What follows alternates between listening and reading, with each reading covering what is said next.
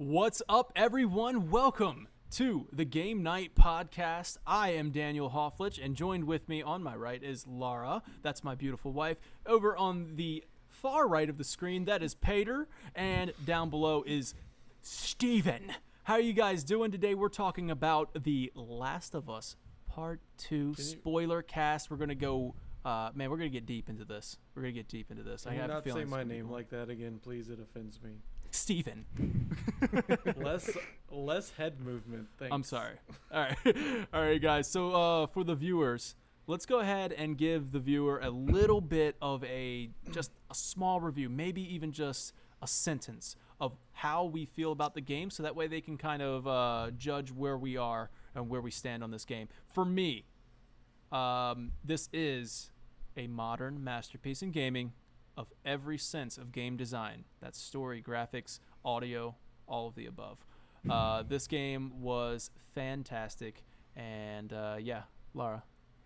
I didn't play it, I just watched you play it, but I really enjoyed watching you, and I really like the story and graphics and everything. Nice. All right, Pater?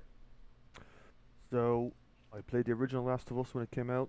I probably finished that game about 12 to 15 times across the PS3 and PS4. I've beaten The Last of Us Part 2 twice now.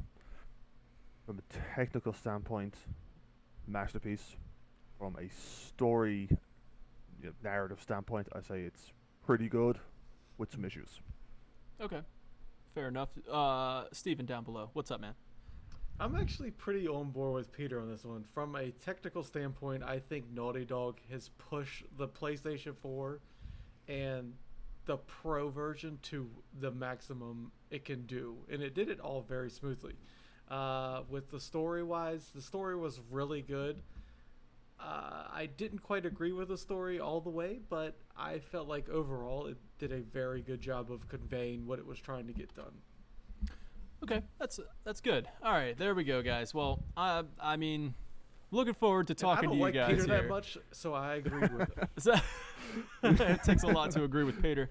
But no, guys, I'd like to start off by saying, as far as the game itself goes, this game, I'll just give it like a short review, I suppose. Just the graphics like Steven was saying, this is the pinnacle of the 8th console generation. I think that from here on out, when we look back on the 8th console generation, it will be this game as the poster child. You know what I mean? Like, this is where hands down. Yeah. And it doesn't even like fall down to that. Like, just everything, man. The facial animations, the character animations, the special effects, the brutality of the combat, the grass. You know what I mean? Me and Lara. It wasn't windy all the time. Like, it wasn't. It was windy, and then it stopped. But then that's coming later windy, for Ghost of Tsushima.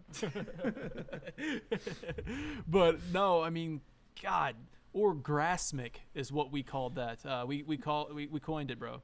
It was orgasmic. It was the most amazing thing. I would stop this game more than any game that I've ever played just to stare at go into photo mode, just to stare at the environment, look at it. It's so good, so pretty. God, I had let's see.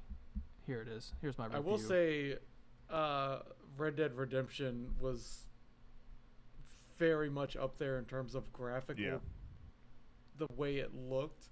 I feel like this one is, if it wasn't, so from an open world standpoint, Red Dead was like top notch. Incredible, yeah. But this one being a little bit more linear, I feel like they can fit a bit more graphical power in it. Just using the maximum PlayStation 4 ability that it can. So I think from that standpoint, they did a fantastic job. Naughty Dog always does that, though. Yeah, oh yeah, absolutely. And I think the key thing there was that Red Dead was open world, so you had to put a lot into this just one gigantic open world. Whereas this, where I say that Last of Us just looks better than Red Dead for me is because it was so densely packed with so much more.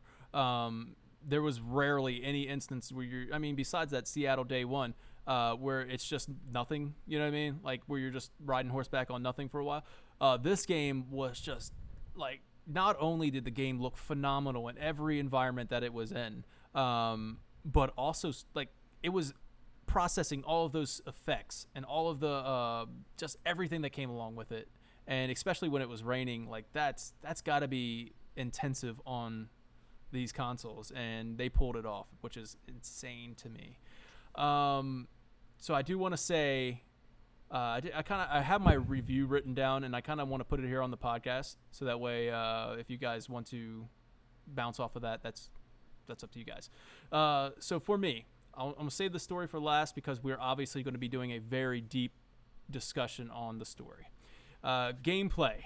I said the gameplay was excellent. It built upon what made the first game great, perfected it, and even added more and more to it. It felt natural.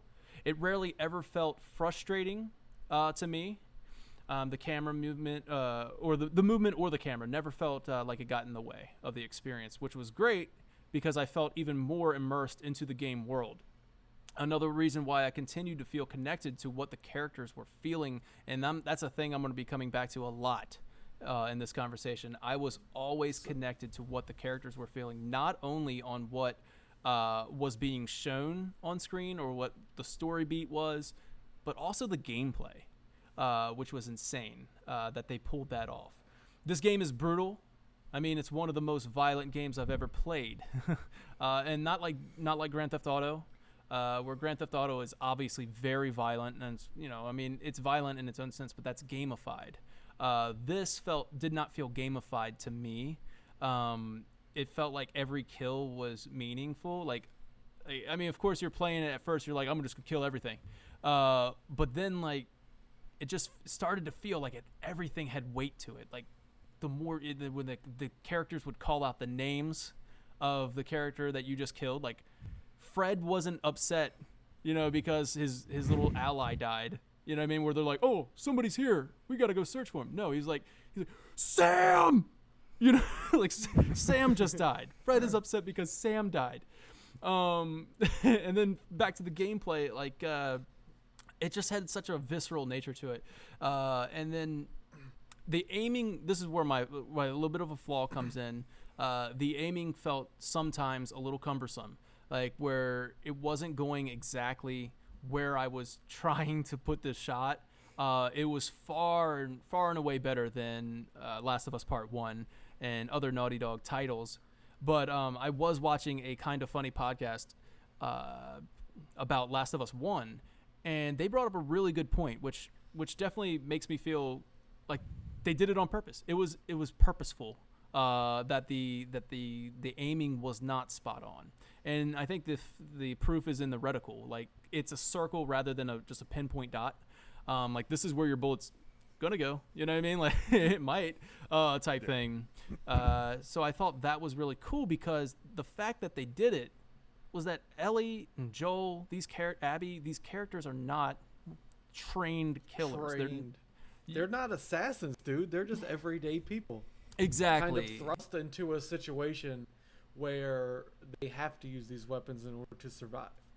Yeah. And like I get that, and like that kind of makes the game kind of grounded in a way where it gives you that more kind of realistic type vibe. And yeah. I will say the stealth moments in this game were probably some of the more intense moments just overall, because you're like, shit, if I get seen, I know I'm probably going to get wrecked up. I mean, you do have the ability to get away and kind of reposition yourself, but you're no longer the strongest person in the room. Like, you're not Joel. Like, right. Like, unless if you're Abby. Time, like, I mean, she's a big buff monster. Yeah. So.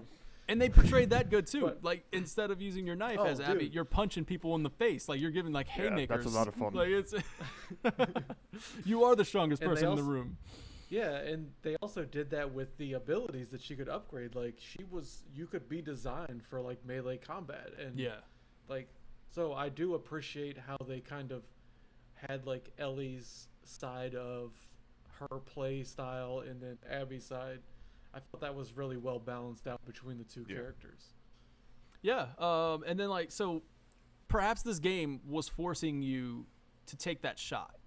You know what I mean? Like, because you're in in pressured situation, you're in an intense situation, and your aiming comes up, it's swaying. Of course, you can upgrade that to where it would be a little more focused.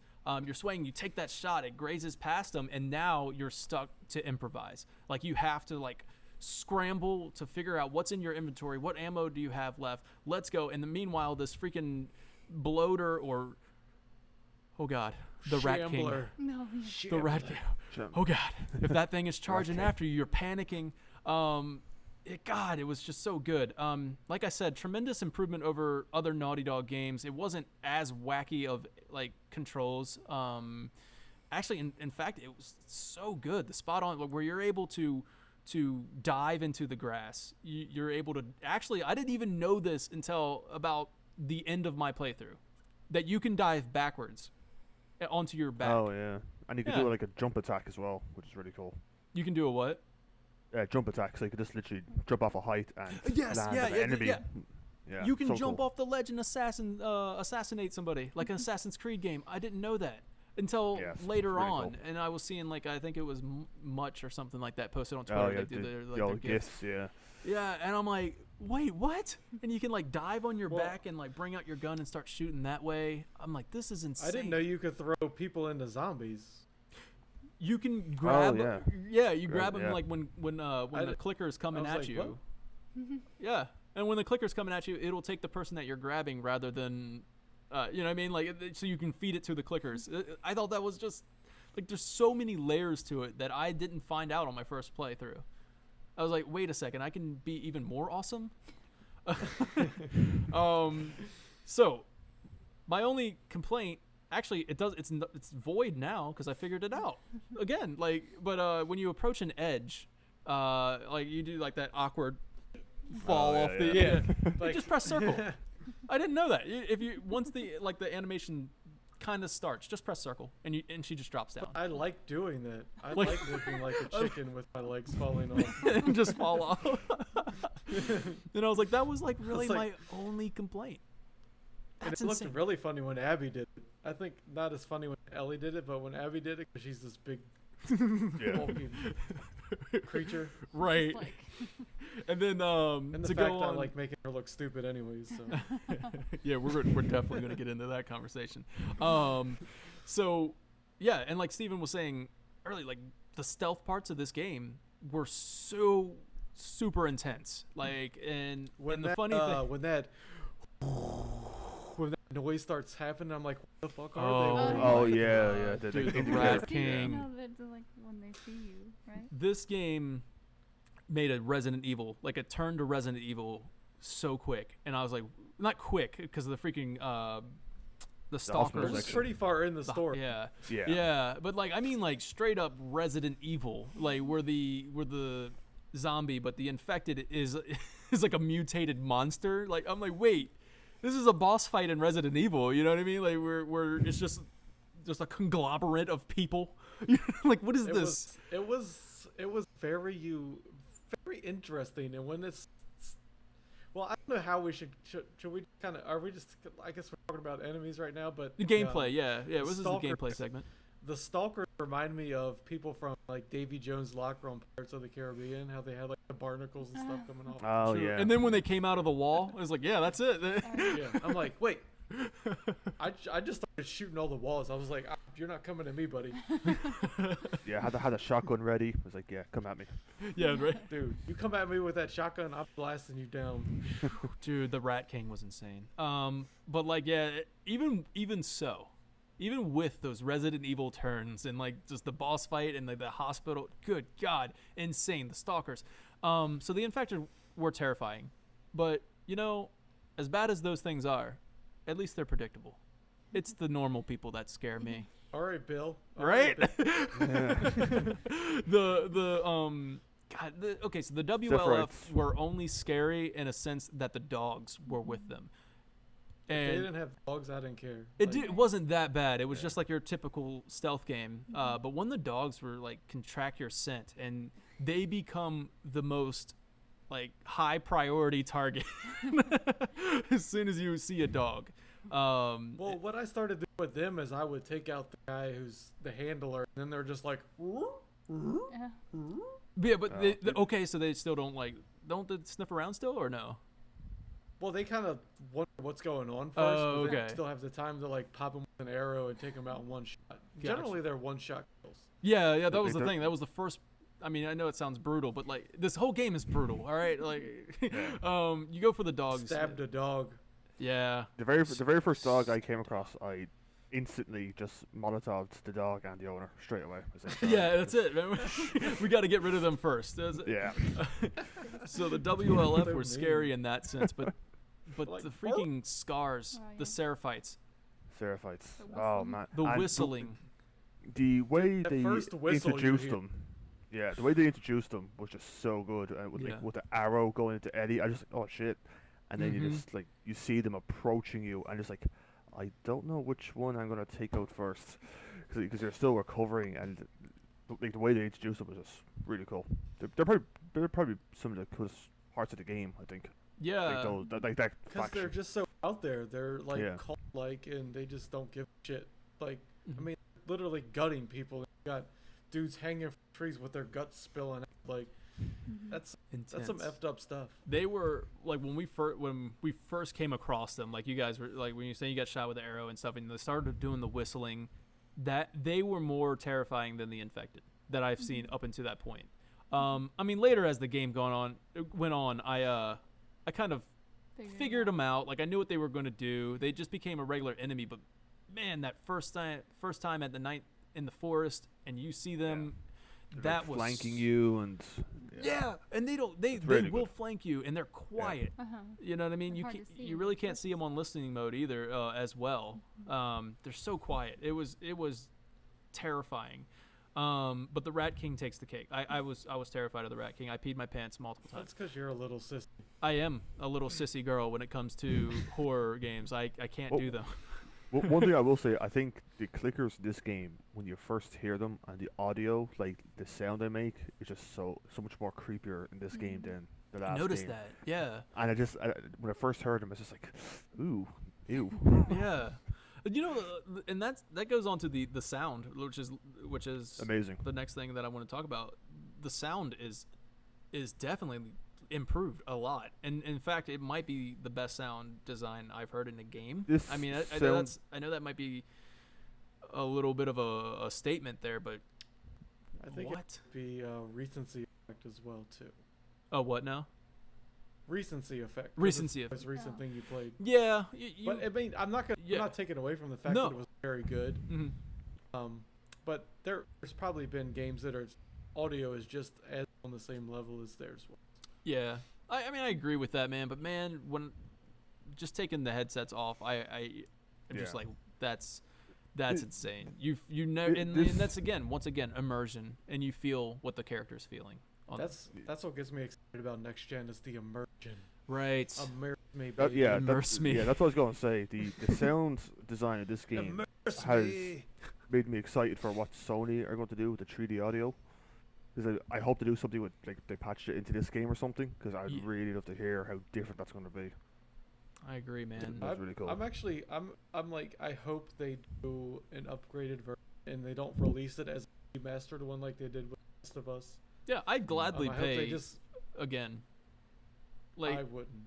now, see if they did if they called it Last of Us Part 2 remastered or whatever they want to call it, and it's a significant change. Like if it adds volumetric lighting and ray tracing and all this other insane stuff that the next gen is going to be able to do, and then on top of that add the 3D audio, yeah, Okay. I was like this, I'd pay it. I was like that's I think that'd be think a that hard should- sell. huh? What did you say, Peter?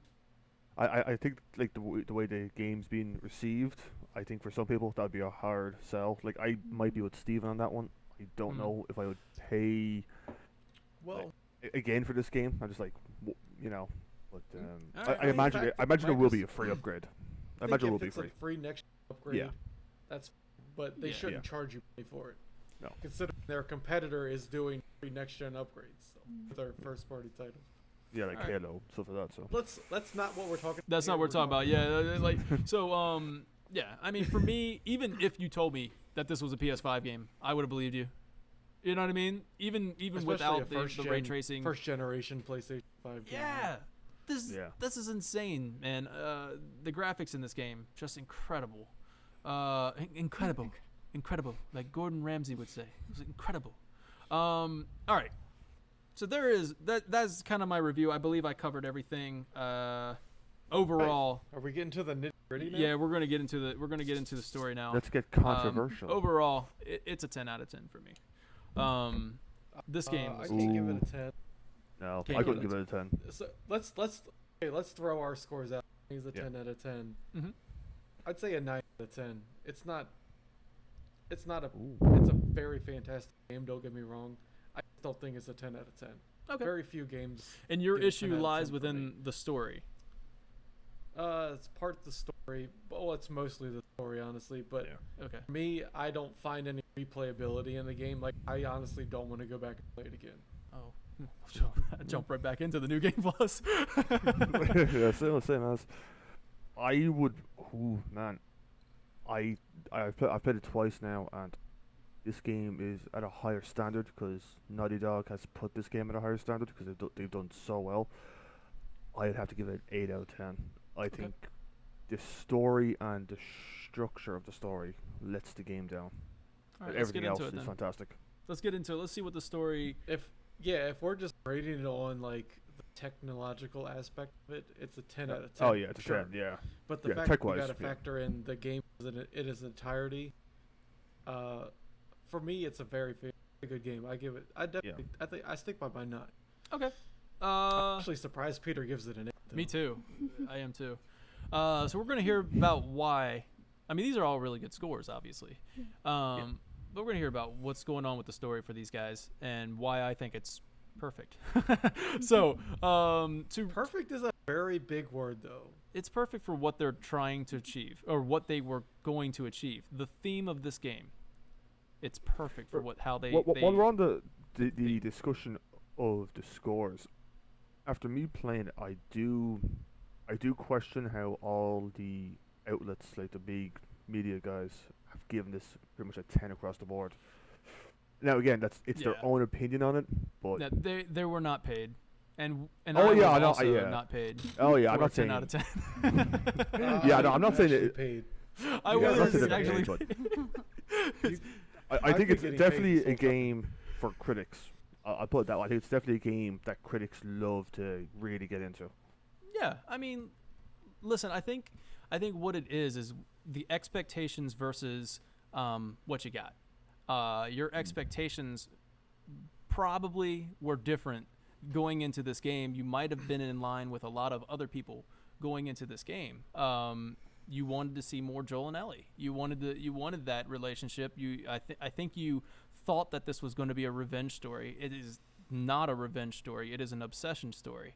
It is a story of the cycle of violence, as Neil Druckmann has said in interviews that I've watched. Like, it is a cycle of violence.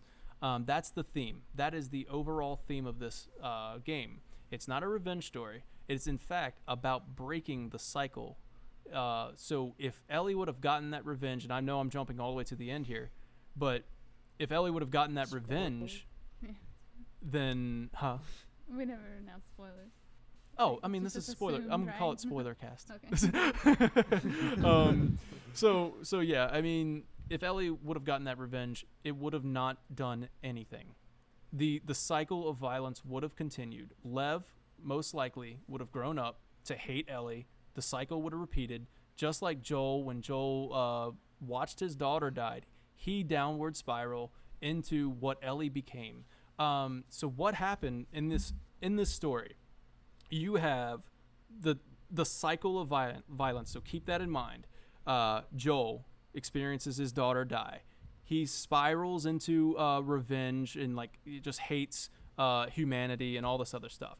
He finds redemption, right? So he gets redemption. He has a similar path to Abby, where they have redemption after the I guess the aftermath. I don't know. Whereas Abby succeeded in what her revenge story was. So her cycle got to Joel. She killed Joel. And where Abby begins in this story, or I'm sorry, She ends. yeah, where Abby ends the story. No, where she begins the story is where Ellie in. I'm sorry. Where I'm sorry. Abby's violence. Where Abby's violence cycle ends is where Ellie's begins. I'm sorry. So when Abby is able to But she kill was Joel, violent before that. Abby was not. Abby was like is a very innocent character, in the most part until the moment that her Well, dad we don't know dies. what she did between her dad died and She well, not innocent, she I was suppose. trained. Yeah, Yeah, she was she was trained. She was kills killing scars. Like, at that She was point. killing scars. Like, Yeah, she kills Scar. She's the top Scar killer. So obviously she built herself into a machine, but she was innocent before her dad died. When her dad was murdered, she builds herself into a machine. That's why she is jacked, right? Because that's what obsession looks like. And I think they didn't talk about it. They didn't tell you why she was jacked. They showed you the gym, but she's jacked because she knows that Joel is the one who killed, and Joel literally wiped out an entire hospital of soldiers. This guy is a machine. I have to yeah, he make did. myself a machine. But he's not Jack though, yo. But hey, you got to get the edge, right? She wanted to get the edge on him, like to be able to go into. If you confront Joel, she wanted to win this confrontation. So that even the visual of her as a character design made sense. It wasn't talked about. It was implied. Yeah, like but it was my for the problem. Yeah. My problem with where Abby lies is she led him to his murder. She had the chance, but like she did it. She basically let him save her life in order to kill his. That's shitty. yeah. Because they didn't have to save her life. They could have left her there, but Joel had evolved as a character at that point Yeah. where Yeah. he's going to save a life. And now I want to But talk she about. took advantage of that. And Yeah. for me, that's why I can never get over Abby. Well, Yeah, that's all fair. right. So you gotta. This is where you have to get into the mind of the character. You have to understand where these characters are, and she's been obsessing about this for years. She's finally has her father's killer right there. And on our second playthrough, we started to notice that Abby was like all the emotions were going through Abby's head, and you can see it. She's doubting it. Like when Joel obviously is not this monster that she's painted him out to be. Like she's like, wait, what? Like you're helping me? This is insane. This is weird. And then she just has the take you back to my friends. She takes you back to the friends, and this is where something clicks. Like when she sees the rest of her group look up, like there he is. Realizing who it was. And then it just clicks. Like this is my father's killer. I'm gonna take him out. You know what I mean? And like takes him out. No, that's too quick. All the emotions are going through the head right now. I mean, this is the moment she's been like fantasizing about. She's going to make it last, and she does this, and she makes it brutal. And I think it makes sense. Well, yeah, I mean, if she had just killed Joel out in that lookout, her whole group would have been like, really? We couldn't watch this or witness it or participate or anything? Like, are you sure you got the right guy? She kind of had to bring him back to her group. And then once she got there, everybody was like, ganging up with her. So That's it, She kind of yeah. got fueled into the rage that she was in. Yeah, now you're surrounded by these people who you've been telling that this is the reason why you're out here right now. And yeah, and when you're in that, I think that frame of mind, she just was ready, like to make this, to fulfill this drive that she's been having for such a long time. And I think that's why. But if you do go back and you play it, you kind of see the sense of like almost doubt or second guessing herself when she's with Joel and Tommy, like alone with Joel and Tommy. She's just like, wait, you're not who I pictured you as. But when you get back and then everybody else is almost like the spark that ignites it, like the group is there, and you're just like, oh yeah, that's right. You know what I mean? And then goes from there. See, I get what you're saying there, and on my second playthrough, the problem with like for me, I always knew that Joel was going to die. Like from the second they showed the Yeah. announcement trailer, I was just like no way is he living through this game. There's not a chance. But but I noticed, especially on my second playthrough, is when you're playing the Abby sections and you're with her friends and all that, they didn't really give Abby, or they didn't really give the player um, a thread to go on of Abby being really pissed that she's waiting to get this revenge, right? Because even when she's talking to Owen in the aquarium, she's like, "Oh, she's getting a bit. Oh, we found him." That's the only time where I saw where she's like, "Oh, she wants to go after him."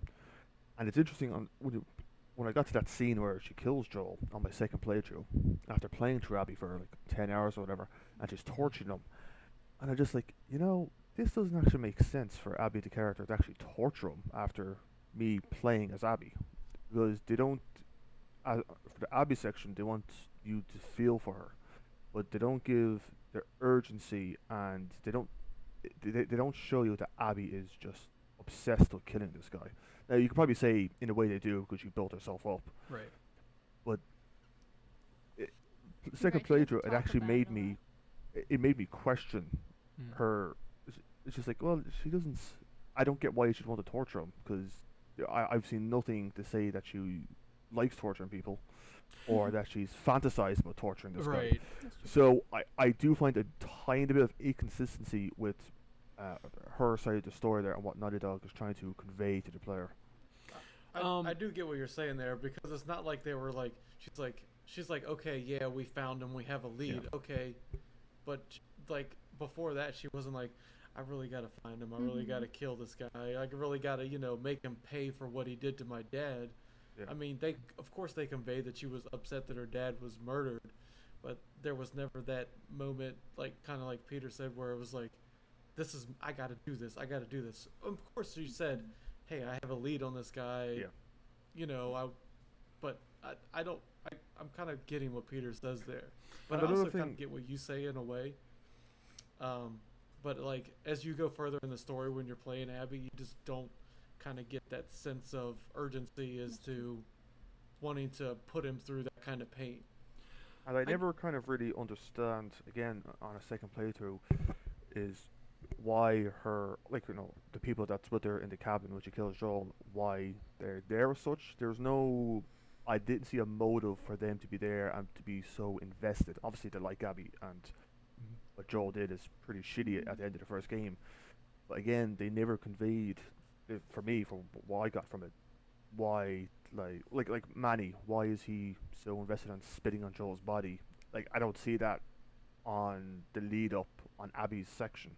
Okay. So there for me, I was just like, I don't see the motive for the rest of you to be here. Own, fair enough, because they have they have a thing, they have history there. So Own I get, but the rest Yeah. of them, I just like, I don't know why you're here. Especially Mel. Like, why the fuck was Mel there? Fuck Mel. Nobody likes Mel. I can establish that right away. Yeah. I don't know Well, why. she was the doctor's like prize student or something Yeah. like that. But All right, that's so the only one they really explained the connection to besides Owen. what I get what you guys are saying, and I think where it is like it's kind of assumed, or not assumed. I'm sorry. It's told not directly. It's told indirectly. You see it on her body. You see that she's jacked. I mean, you see that Yeah. she's turned herself into a machine. She's killed. She's the top scar killer. So obviously she's not like immune or like averse to killing. She is But the question, she's taking that did anger she out. get back just to kill Joel or to be Or could she naturally just an in? overall better soldier? Yeah. I think it's obsession. Probably a bit of I think both. she was obsessed with killing Joel, and I think like I said, I think when she found her like her father's body there, and then the countless soldiers that Joel killed, like it was just, and if I'm going to get this guy, I need to be the strongest person in the room when I see him. Like I need to be better, and I think it's not told in the story, but it's shown on her where she is this super soldier.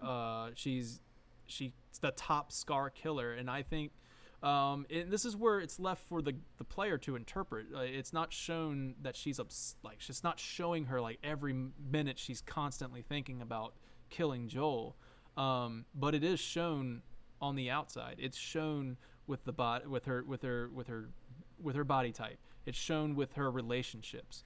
It's shown with how she is the top scar killer.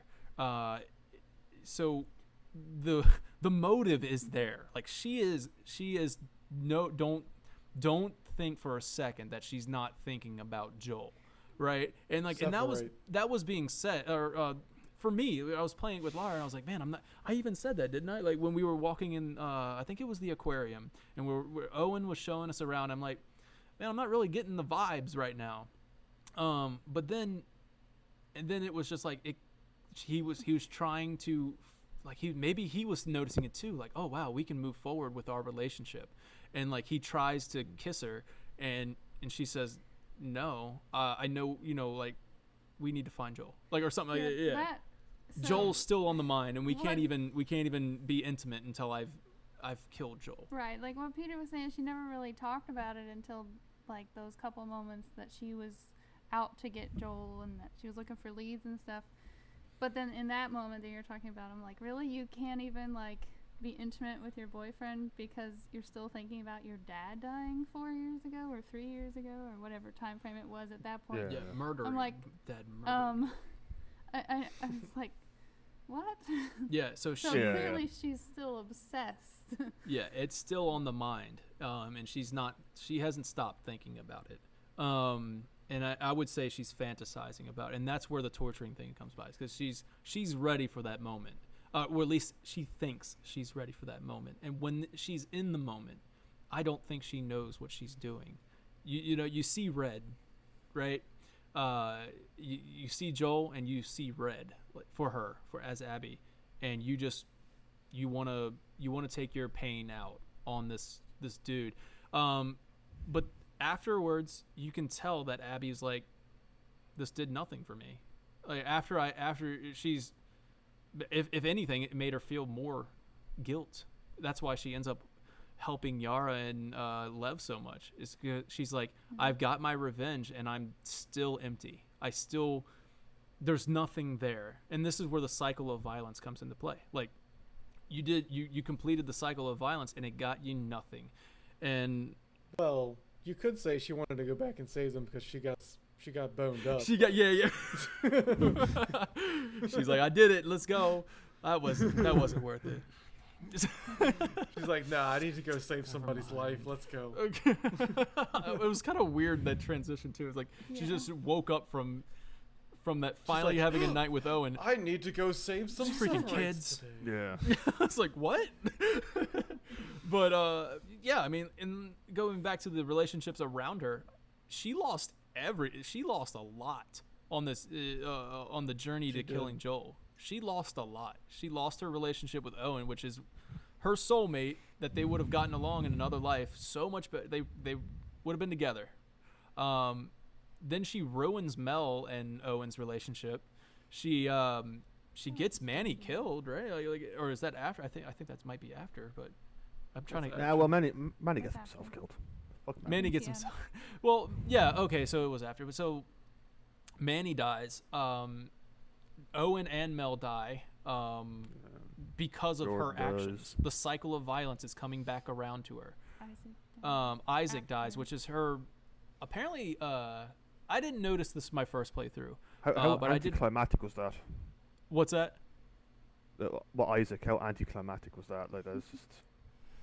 I don't know. Wait, laying on the ground. Cool. I thought it was good. Like when because I was like, man, it was a cool scene. I was like, are you kidding me? Yara's gonna die right now after I spent like the past 2 hours trying to or 3. I don't even know how long it took me her ass. Yeah, saving her, and I had to fight the freaking Rat King. Like, are you kidding me? I was so mad. And then she kills You were Isaac. fighting the Rat King for Owen.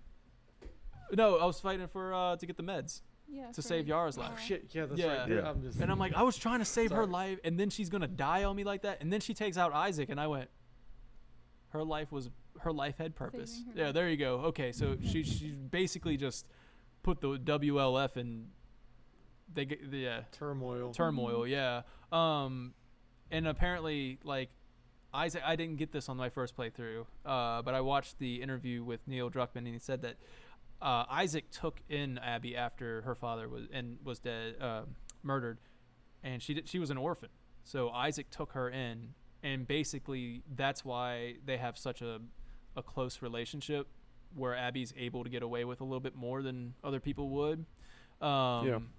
But yeah, so that was a father figure to That Abby. would also kind of explain why she was more likely to torture Joel, because Isaac was definitely into torturing those scars. It's true as well. Oh yeah, that's true. Yeah, Yeah, that that makes side of it. sense. So yeah, I mean, and then even in one of the notes, I think it was that Isaac tortured the Seraphite lady, the one that they Oh, worship. I can't remember. her name. Oh in yeah, that you charge of- never see because she's already dead. Yeah, Yeah. which actually is another layer to this game that I think reflects society so well. That this game is basically a mirror to showing society to themselves, and you can see how people are reacting to it.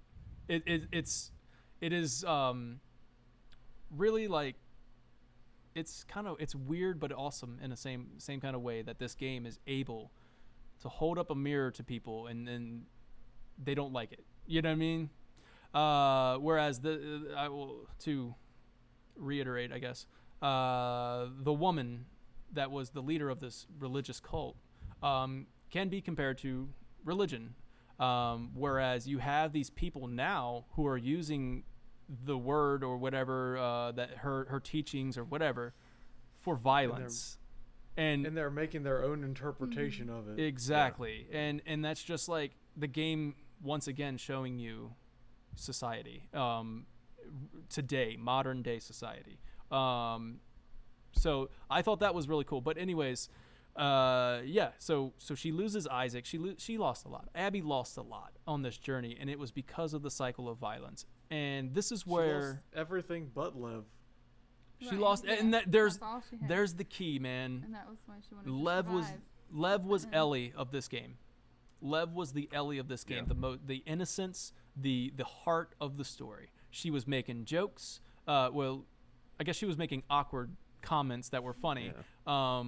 Because she's innocent. She doesn't know, or he doesn't know. He- Yeah.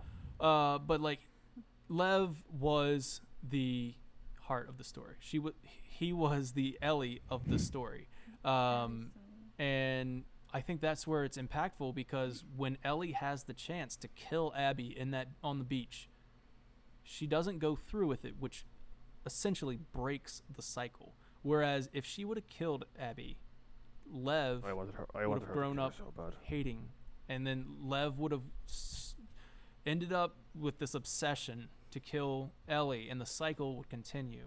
And I think Last of Us 3, baby. Yeah. yeah, Last of Us 3. But yeah, and it's just, I think that was the greatest victory for Ellie, even though Ellie ends up losing almost, if not more, than Abby or any other character in the game. Well, she lost 2 fingers too, so. And she lost the ability to play guitar. The funny thing about that is, right, if Ellie actually just stayed there with Dina, she would have got her revenge without knowing it, because Abby would have died up on the That's pole true. anyway, Oh, true. and she would have kept her family as well. So would have actually been like a win-win for Ellie there.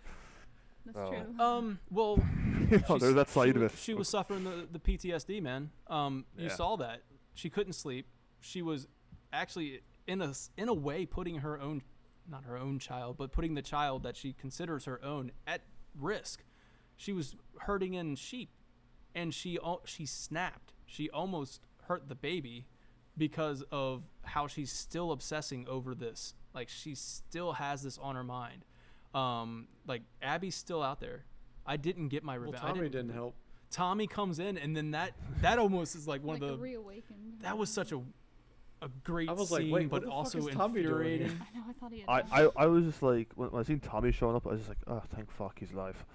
And just, Yeah. like you see from you see from the side of his face, I'm just like, okay, obviously like got shot in the eye, or just like right Well, I mean, beside if you his think eye. about it, Carl got shot right in the eye in The Walking Dead. Why can't Tommy live? Well, Tommy didn't get shot in the eye, did he? No, He if got it, stabbed It's, or no? it's like, I think I In like the got him face. like right across the face, like, Okay. where the eye Yeah. is. So it took took out his eye, but And then he Yeah, I I was mean, about- it might not have been good as Jesse. and then It he got was shot in Jesse, the right? leg. What the- Oh yeah. yeah. I called him Glenn. God, every time, I couldn't get out of it. That But was honestly some of my favorite parts playing with Ellie was when I was with Jesse. Jesse was a great character. That was some of my favorite parts Good- of the yeah. game. Yeah, he was probably like, I think between him and Lev was probably two of the best new characters in it. Yeah. Like That was I that was liked honest. That straight was away. some of the only times I enjoyed playing Abby was when I was with Lev. Yeah, Hmm. yeah. Lev really helped to open up Abby a bit more for the player, Mhm. see a bit of a softer side to her. So yeah, The- so that part was pretty good. Man, going to like. Okay, so this is a random moment in the game. So you know when you have to go find that gas mask for Lev, yeah. there was one literally up the What stairs. Laura on said. the ga- We checked. There was a It hole was- in the mask. It was broken. Oh yeah, yeah. I Guy was shot like- himself. Yeah. We checked it I was because. like, what the hell? Yeah. Laura was like, when "There's I a was mask playing up with- the stairs," and I'm like, "Laura, there's not a mask up the stairs." And she's like, "Would you please go back and check?" And I'm like, "God dang it! All right." So I tracked back up the stairs, and then I look at it, and I was like, "There is a mask, but there's a hole in the glass." Yeah. All right, so it makes sense. Yeah, I was like, hey, there's a mask upstairs. And Right. she's like, are you really gonna go up the stairs to show me there's a mask when they want you to go get a mask? I'm like, yeah. Yeah, you guys are observant. But yeah, no, that's funny. We had to go back and double check on that too. Playing as Abby, the cool thing, like you said the only time you enjoyed playing as Abby, it's so crazy because I loathed playing as Abby, right? And this is where the I didn't game like it. does something Yeah. incredible. Like for me, it didn't click with you guys, but like for me, it does something incredible. Whereas the beginning, as I played as Abby, actually the first time I played as Abby on the sticks, like the beginning of the game, when I'm like, she's gonna kill Joel, because like you said, I was Peter. like, who is this chick? Yeah.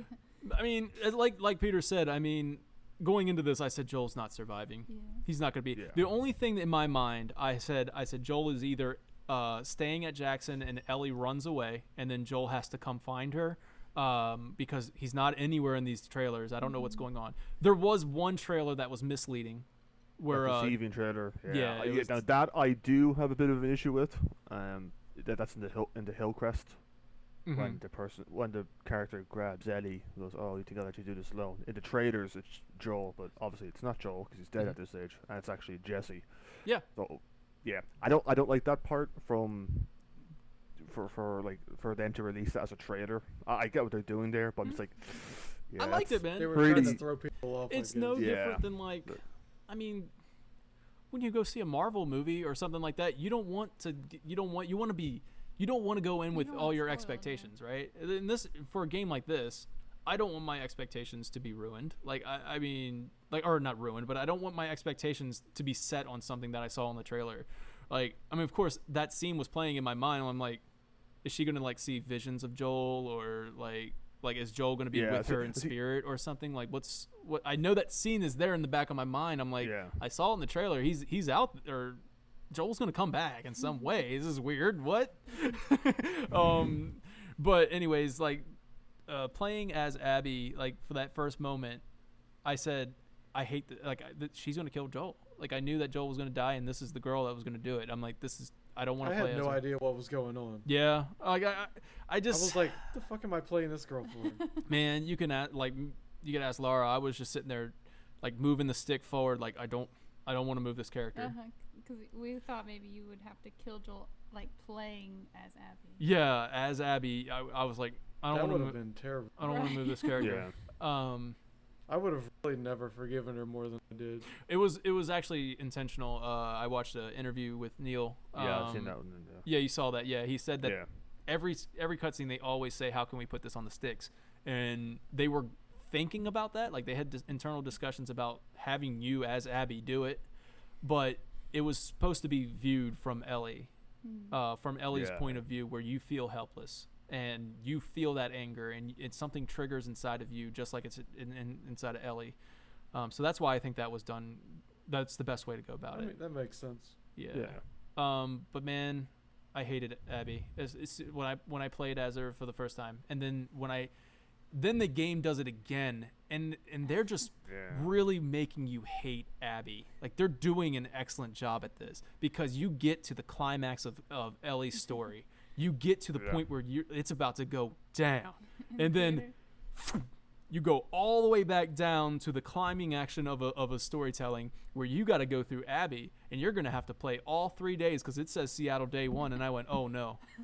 I said, oh Yeah, no. that's yeah. And that- I was that's one like, of the you big gotta issues. be kidding me here. And the game does something so unexpected to me. I hated Abby. I threw her off a cliff. I don't care how morbid that sounds. Every time she died, we were like, good. Lara did the Sidious voice. She Well, went, good. And I was like, well, I threw her off of that big ass bridge that we had to walk across. but okay. Like, lost my balance. What happens if I fall? One of the most satisfying scenes in the game is when you're fighting Ellie in the theater, and then Yeah. like Ellie shoots Abby in the gut and then shoots her in the face because like you failed that part of the Oh, game. yeah. And it's like, oh, that's beautiful. End the Oh, game that's right beautiful. there. Thank you. That's it. I know. I was like, I don't want to fight Ellie. Like, what am I doing? I don't want to do this. Oh my god. and it forced you to do it. So Yeah. As like, I'm playing, I I'm didn't like, want to do it. you're everything I've made you to be. Why are you so awesome, Ellie? Like, I was trying to fight Ellie, and she's like going around making Molotovs. Like, I looted those for you. Don't throw them at me.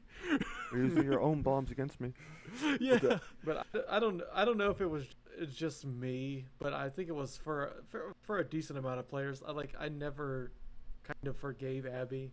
Like, Yeah. I never made that connection with her. Okay. Like, a lot of the lull in the game for me was when I played Abby. Like, I really enjoyed playing Ellie more. Yeah. Abby was, I don't know, she was alright when you. But Yeah. I don't know. I just never felt for her. I Yeah, think it that's was. some of the. Oh, go ahead. But I Peter. see what they were doing.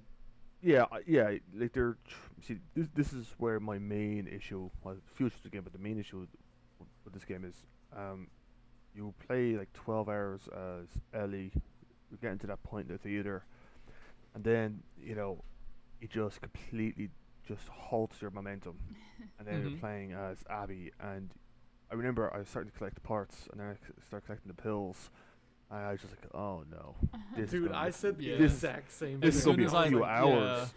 And And- even my wife said that too. She's like, I think you're gonna be playing her for a while. I was like, Yeah.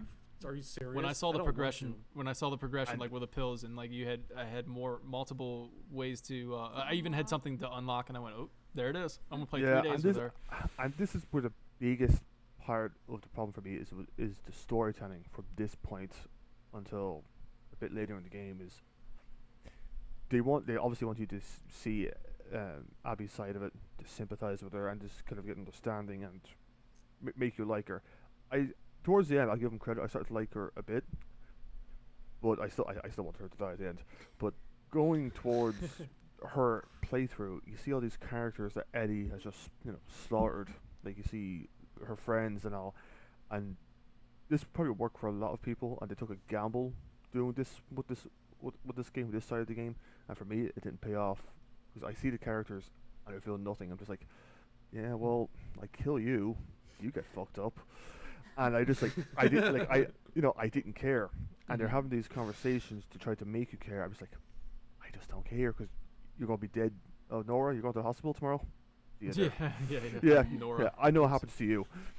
So that was the issue for me. I just like I just don't care because everyone Abby interacts with is dead, and that's kind of the point I try to get across as well. Yeah. It's like, oh, she's lost all these people, but the problem is all of the people she interacts with are just not likable. They're not fleshed out. Right, yeah. Like I think it's just like Manny, I don't care about. Glad he died. Mel, horrible character. Owen, boring. Manny, horrible character.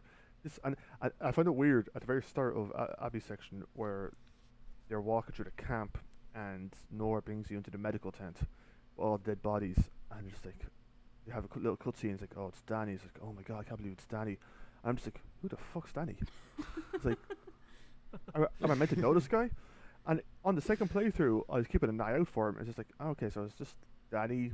he's someone- one of the first ones you kill after your horse gets blown up, right?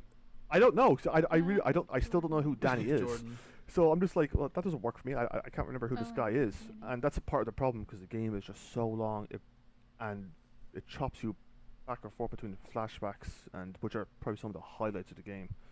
Mhm. But Dude, Abby the section, Joel flashbacks were the highlight for me. yeah. Um, I wish the when game was that. I don't. If I had to run through the hospital again as Abby one more time, I was probably gonna throw the controller out the window just because it was like, okay, we get it, your dad died. That Like was- this Yeah. is the fifth time we've ran through Yeah. the hospital. Well, there Yeah. you go. How many times do you think Abby ran that situation, that scenario through her head? But it did like I don't. But it doesn't care. pay off for the player. And well, Yeah. for some it does. For some, But I obviously it think does. that's But what for they were me, trying to do. All you needed to do was the first time was like when you go there and like you see his dead body. Like Mhm. I don't think you. Yeah, but you're not. For me, it didn't do anything. yeah. If it didn't do anything I'm for just you, like, that's all right, I'm doing this again. yeah. But it was meant to portray like how many times that Abby is, like you said I don't see her obsessing over this. That was the game showing you that you're obsessing over it. You're running through this hospital and it's running through your mind over and over and over again. You're going to run through that door and you're going to see your dad on the floor. And that's like it was the game giving you inside of Abby's head. Just like it did with Ellie. This is if you guys look at it, and I watched Girlfriend Reviews, which is the best review of this game. But it's like something I noticed, but I didn't know how to put it into words. But like, there's 4 different. You have your typical story. You guys know that, like where you have the rising action, Yeah. the climax, the resolution. There's 4 of those going on during this game. You have Ellie's, you have Abby's, then you have past Abby and Ellie, and they're all happening, and they're placed at just perfect times in the game. As Ellie's going through her journey, she's thinking back about the good times that she had with Joel. She's thinking about the last thing that she said to Joel, which is that fuels her revenge, her anger. If you think the last thing you said to, let's say, your dad or your parent before they were murdered, they were taken from you, but the last thing you said to them, besides that porch scene where she's just kind of like, I'll never forgive you, but I want to, or something like that. Right. Or but I'll try. But I'll try. And before that, she tells Joel at the party, like, I don't need you. And like, that's what she's thinking about. She's thinking about the good things that happen. She's thinking about Joel, which I think they did such an amazing job of giving Joel his complete story arc. His story arc was done. And I was mad at first that they showed it, and I was like, God dang it, man. I wanted to see Joel living as this father that he was robbed of.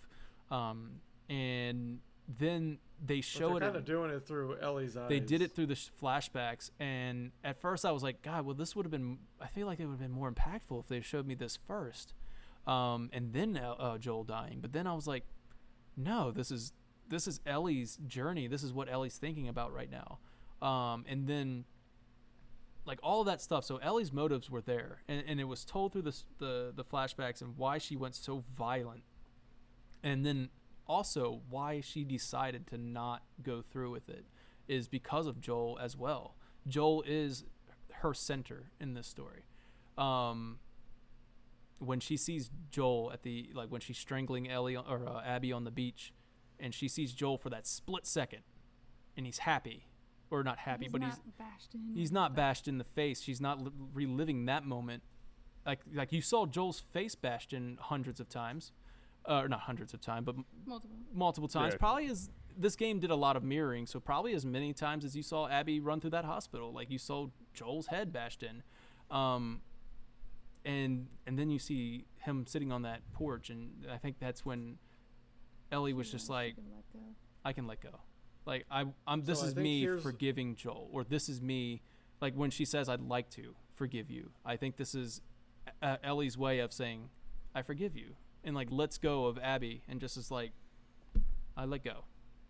And then I think that was So the ending. It was great. Go ahead. So here's where it doesn't work for me. I was never attached to Abby's father as I was to Joel. Exactly. So there's no way for them Okay. to convey my attachment to Abby's dad dying as it is to Joel dying. Yeah. If they had a game about Abby's dad where you were playing Abby's dad, okay. You But just I don't see had a enough of connection Abby's with dad. Joel that I would never get with Abby's dad. They gave you So for me, it didn't work like that.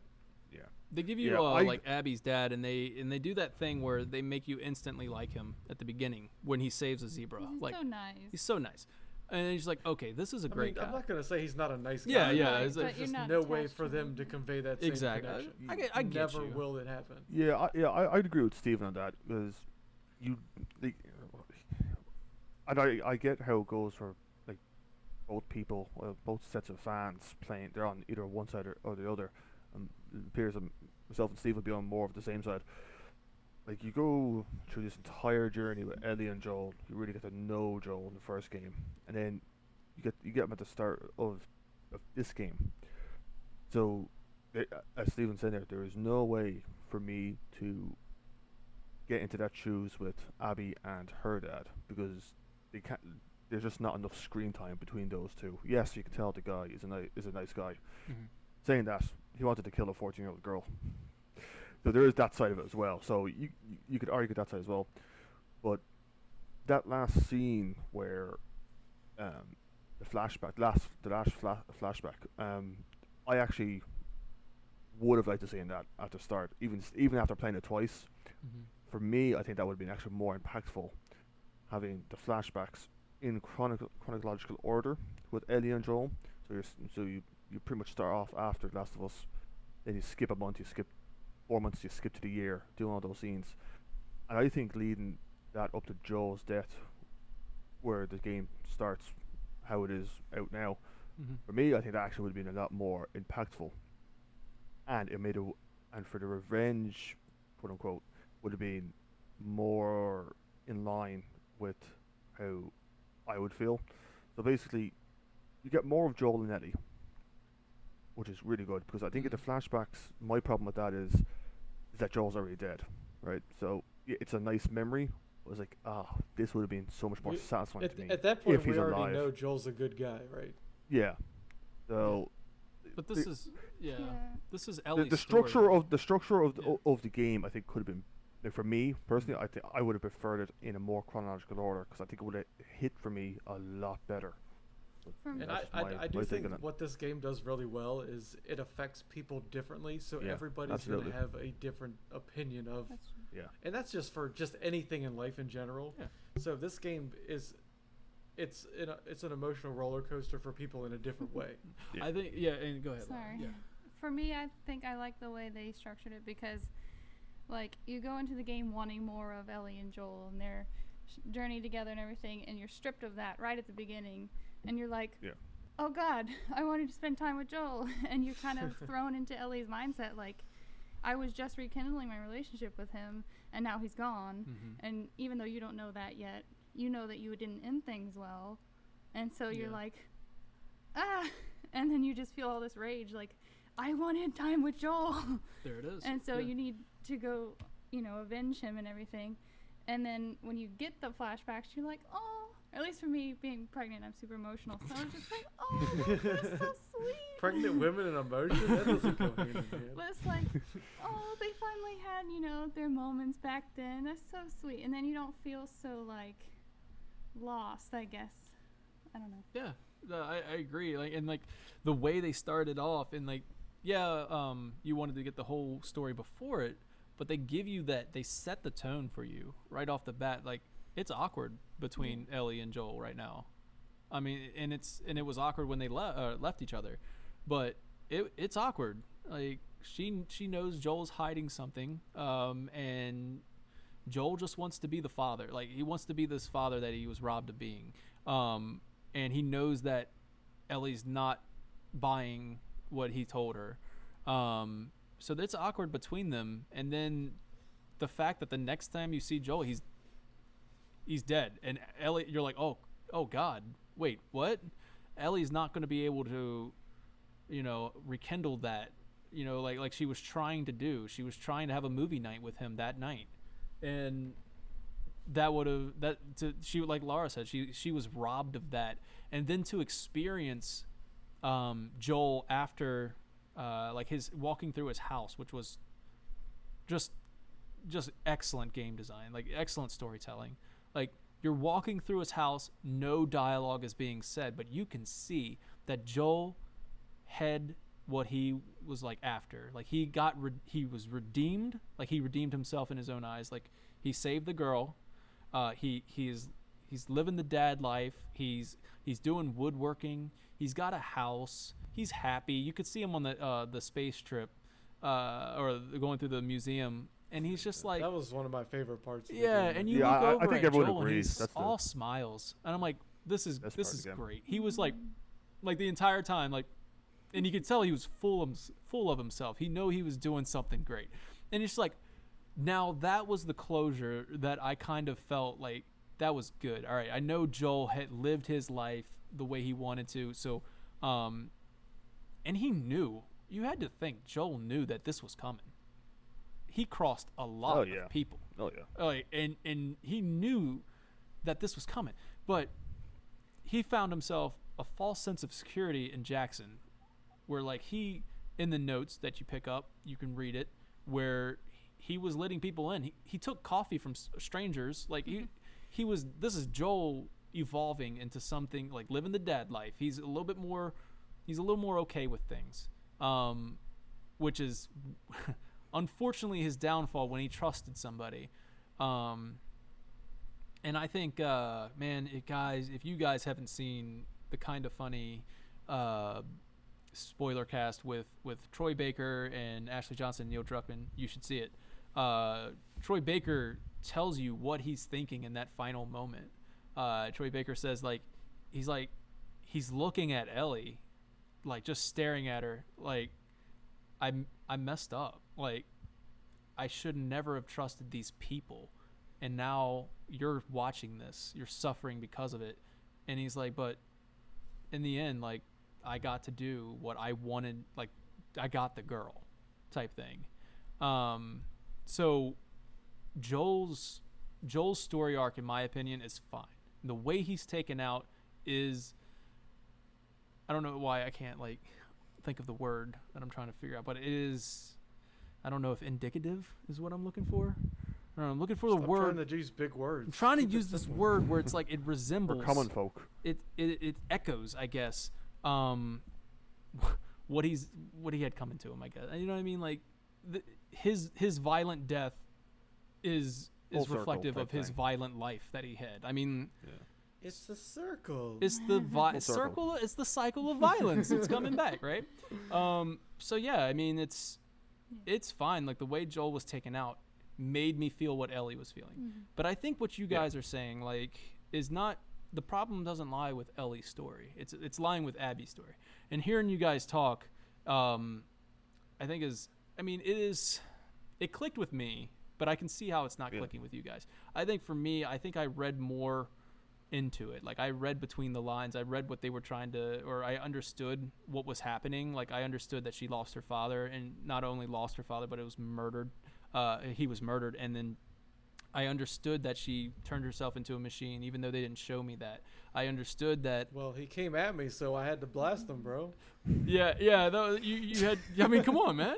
I couldn't do anything. I stood there for like a minute when I played it again, just recently. So I can't. I have to shoot the doctor every time. But yeah, so Peter's heartless. Which is such an impactful. Like, I know you guys said before this, prior to the recording, like, you were like, yeah, they just picked a random NPC. But I'm just like, yeah, I guess you could say it was a random NPC to make important for this game. But if there is any random person in that game, it's the doctor. It's the most pivotal moment of that game, and like and it's one moment that you don't have any choice over. Like, you have to shoot this doctor, and it's that way because it's showing you that Joel's committed. Like, he's fully committed to this. He's going to save Ellie, and it doesn't matter at any cost. Like, I also think back on Last of Us as well, where I'm like, well, the Fireflies didn't get her consent. Didn't wait till she woke up. There was a lot of things going on with Last of Us Part 1 where it's like, Well, I mean, if you would have just waited for Ellie to wake up, She would have been like, yes, please do it. Yeah. And Joel would have had to let it go. and Joel would have been like, if this is what you want. But they didn't do it. They forced it, or they rushed it. Joel acted out. Once again, it's a very human error, like reactions and stuff like this. Very human, just like this game, where all of Ellie's decisions are very human, very reflective of what she's feeling. You're going to make mistakes when you're just so hell-bent on revenge. You're going to make stupid decisions. And I think, but what your guys are going, I got to go back to Abby because I don't feel like the problem lies with Ellie. No. Because Ellie's got a great, like her, I think her story and even the ending was excellent. With I Ellie. like I don't hate Abby. I grew to like her a bit. I think her section of the game, like from a gameplay standpoint, is actually probably one of the highlights. I think it has the more interesting sections, gameplay as well. But the problem with Abby's section, it's too long. The characters around her, bar Lev, I just don't care about. It's like they failed for me in that aspect of it. Yeah. I'm just like, I get what I completely get what they're trying to do, and I get the story they're trying to tell me. That's right. We But- got to circle back to that. I'm sorry. I know you said that, and I'm Yeah. like, all right, I went off on a tangent there. Yeah, but like, so, I like- completely get what they're trying to say, but they've done too much damage with Ellie for me at the beginning by killing Joel, where Yeah. I've spent so much more with this character and who I can relate to so much more. And while you do kind of get to like Abby a bit, at the end I was still like, oh, Ellie, just kill her. really, like when I got to the Kill beach, her. man, like this is where Laura, like, okay, for me, the point where I ended up starting liking Abby was I started relating to her a lot. I was like, okay, oh God, you got a fear of heights. So do I. And this is Yeah. giving her more of a human. Like she's not a bad person. She's afraid of heights, and she's got this. She's not a bad person because she's not a. Well, okay, she's not a machine. She's not like just one I dimensional. like her Like because she doesn't like heights. she doesn't like heights. She protects Lev. She's trying to save people. She ruined all of her relationships and stuff like that. And it's just kind of like, okay, I'm starting to feel for her. But it was the moment where she was like trying to climb that sky bridge, the crane and stuff like that, and she was like just petrified. And I'm like, I feel you. You know what I mean? I understand what you're doing right now. This is crazy. And then once we got out, I think it was the Rat King when I was like, me and Abby, we've been through a lot. Me and Abby been through a lot together. We just fought the freaking Rat King, and it was a Resident Evil style. I was scared my pants. I think she didn't pee her panties, but I did. And like we I didn't want to go in that ambulance because I knew some shit was gonna get Sorry. wild. I was like, Laura, I can't. Won't let me look over this way, but something's over there. I know it, but it's coming. But yeah, me and Abby went through a lot, and I think that's where the incredible part for me is like the game made me end up. This is where you ended up liking her. Yeah, by the end of her, I guess, right before I cut back to Ellie and Abby in the theater, by then I was like, yeah, I mean, she's not a terrible person. But it was really at the end when she was drowning, I was like, oh, don't kill her. I mean, all she's trying to do is That's save when it Lev. took Laura. And if she kills Abby, Lev's going to die too, and he doesn't need to die. I mean, come on. You know, but Well, the one thing I noticed throughout the whole Abby playthrough was really the only person Abby wanted to kill was Joel, and that's the only person she did kill. They didn't go and kill everybody in Jackson because of Joel, but Ellie came through and They would've killed got fucked up. everybody. Like she was killing all the wolves, all the scars. It didn't seem to matter. Yeah, Ellie was on. And she was almost more of a villain from that standpoint. Yeah, Ellie was the villain. Abby And just that's wanted kind of to get her revenge and move on. Yeah. Yeah, that's kind of the problem with what I have with the end of the game is when I first got to the end of the game and I see the two boats, I was like, oh, are they going to give me a choice here? Because they forced me to play Oh, yeah. both sides of the story, Mm-hmm. and they've made me play 10 hours of a character I didn't want to play. And it's just like, okay, well, this is actually kind of cool if they're going to give you an option to either kind of just sail away and let Abby go, or I fight her and I get my, revenge, quote unquote. This is my problem with the kind of because this is where the gameplay and the narrative doesn't really work together.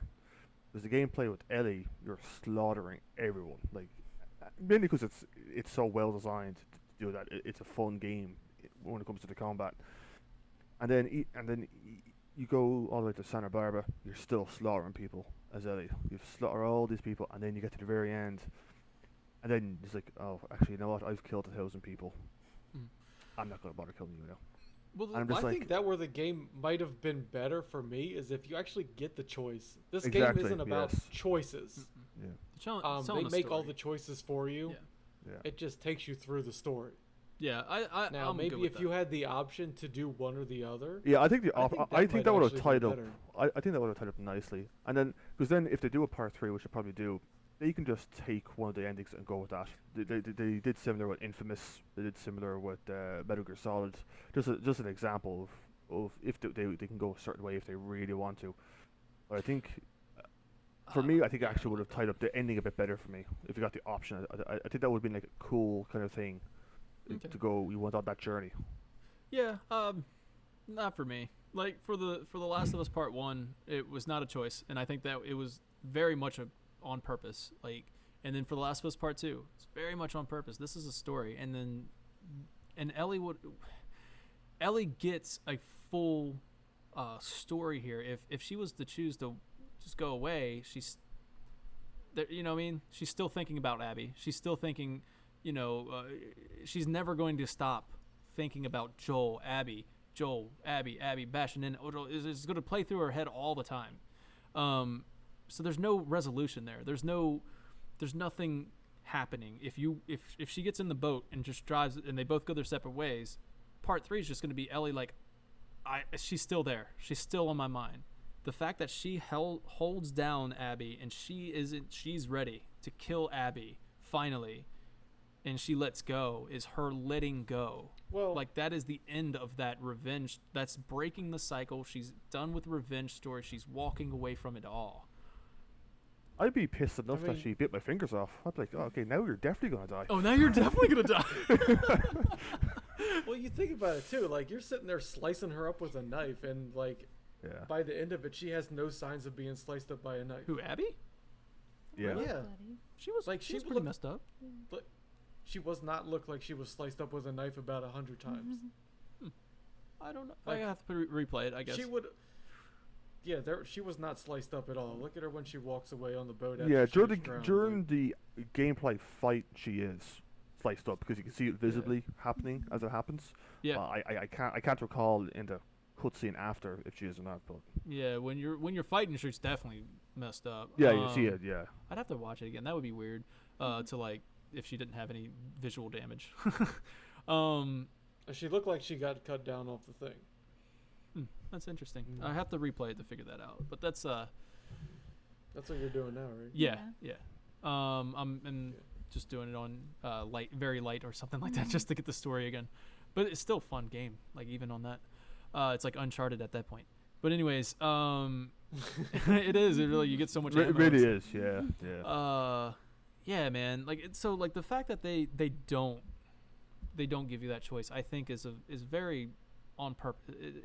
It's meant to be that way because this is the story. Well, of course it is. That's not Yeah, what I'm yeah. saying. and like when you give the choice, you're taking away from the definitive ending. Like this is a story that needs to be told, not a. I don't know. It didn't need to have the dialogue tree or the choice stuff like that, because I feel like they wrap it up so well with Ellie letting go, and then that's the greatest victory in this game is to break that cycle. And Ellie was the one to do it. She still has a bit of humanity left in her after all these violent acts. And then to tag on what you were saying, where she's just killing a bunch of people on the way there. This stuff is part of their everyday lives. Like this is nothing new. Like when somebody's coming at you, you kill them. That's the Yeah, world. it's a kill or be killed situation. that's at the that world point. you They live weren't in. gonna say, "Hey, what are you doing over there? Let's have a talk real quick." This Yeah. kill. But you is can a apply that to the very end with personal Abby as well. kill That's been. I'm sorry. I didn't. You could apply that to the very end though with Abby as well. It's killed or be killed. So you can It apply is. that to that situation as well. But this is these are very personal like this is not. I don't know this person that I'm just gonna randomly sneak up on and kill him. You know what I mean? Like that's the game. That's the gameplay. You're just killing these people because kill or be killed Yeah, situation. but see, this is where I talk about the narrative and the gameplay not working Yeah. in beside each other, because what they're trying to do with the gameplay is what they're trying to do with the narrative. With the gameplay, that's why that's why NPCs have their names. That's why they yell out to each other if something Yeah. happens. That's why the dogs have their names. So they're trying to get those two to come together. Yeah. But it doesn't, because you're just going around killing these people that you're meant to go, that I just I mean, slaughter his friends. did you not feel bad? Like I don't know What, about did you it- guys, but no. like I kind of felt a sense of like, man, I don't need to kill I these was You know what I mean? fully on board I did, but I with didn't. Eddie's journey for revenge. I was just like, I don't care how many people I have to kill to get Abby to Getting kill Joel, her. so you felt how Ellie felt. Yeah, I was just all the way there. So there and she was. obviously, So Abby is the last person that she decides that she doesn't need to kill this person, and then all the people that she killed along the way, it's just kind of like all that stuff is going to haunt her. And if she would have killed Abby, that would have just continued to haunt her. It's just like Abby was the final straw. Like Abby was like, not only was this a very personal conflict, but this person is a visual or a embodiment of your rage, your anger, and Joel. Like that's it. Like Abby in that water, you're strangling it. You're going to either strangle the memory of Joel or you let go, and that way you can forgive Joel. You can let go of all this stuff and just move on. Like she's just, you know what I mean? Like this was a very Yeah, I got personal and deep. Like so, killing Scars and WLF, that's all revenge and rage and seeing red, and she's just on her way. It's kill or be killed at this point, whatever. But Abby's the last straw, and then Nora, she's shaken up about that because she didn't just sneak up behind Nora and kill her or shoot her. She tortured Nora, which it's like, okay, so yeah, whatever. She just slit the throat of with no worries in the world. You just slit that WLF throat, whatever. But Nora, now you're shaken up. Yeah, because she like beat Nora Yeah, it's with more answers it's more to personal. get out. in- Yeah, in and that purpose. stage. And then she's like, wait a second. Well, I mean, Nora put her in that situation. Oh, though, yeah, so no- the same no goes with doubt. Mel. Yeah. Mel and Owen. If they didn't attack her, she wouldn't have killed them. I agree. Yeah. So I think they did that to themselves at that point. Yeah, I think Ellie would have let Mel and Owen go if they didn't. Yeah, I don't know what Stupid. Owen was thinking. Well, I mean, if somebody had protect- your yeah, I'm pregnant sorry. girl friend or wife or whatever at knife point or whatever, I can't Was it- remember if yeah, I it think was it a was knife a or a gun. gun at that Yeah. point. Yeah, but You wouldn't have tried to d- step in.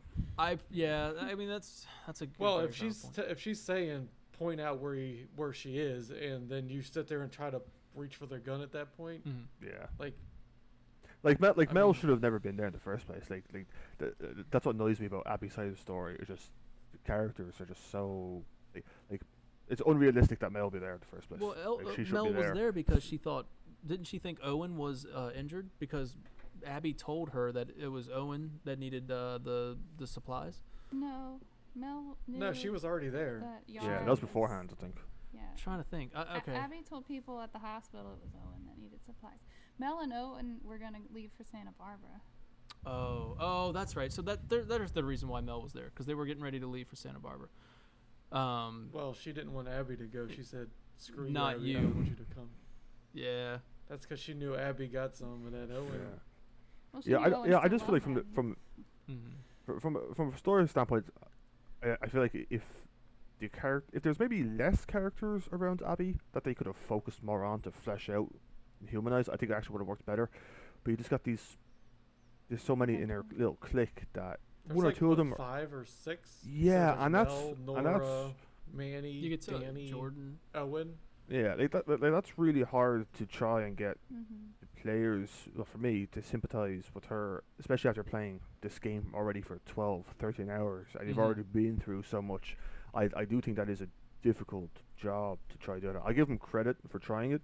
For me personally, it didn't work, but and the same with the rest, them having Ellie gay in it, which we already knew anyway from The Last of Us, and her having a relationship with Dina, it was nice to see. It was nice to see that Ellie has someone, but I wasn't buying that Dina liked Ellie, but I bought in that Ellie liked Dina. They lacked chemistry for me. Mel and Owen, I didn't get it at all. No, I don't And I think they kind of Owen, forced that in there. Honestly. yeah, and Owen and Abby, I got because you get the flashback, so that gave a bit of context there. So it's like, okay, I can buy that. So yeah, thought that was, a bit of character development issues there. For me, the characters around Abby weren't necessarily for you to get attached to and feel bad when they died. It was more of just like they weren't really bad people, but Ellie killed him anyway, kind of thing. Yeah. Is what it seemed I like to kind me. of think and they really were only bad people though, for well, the most part.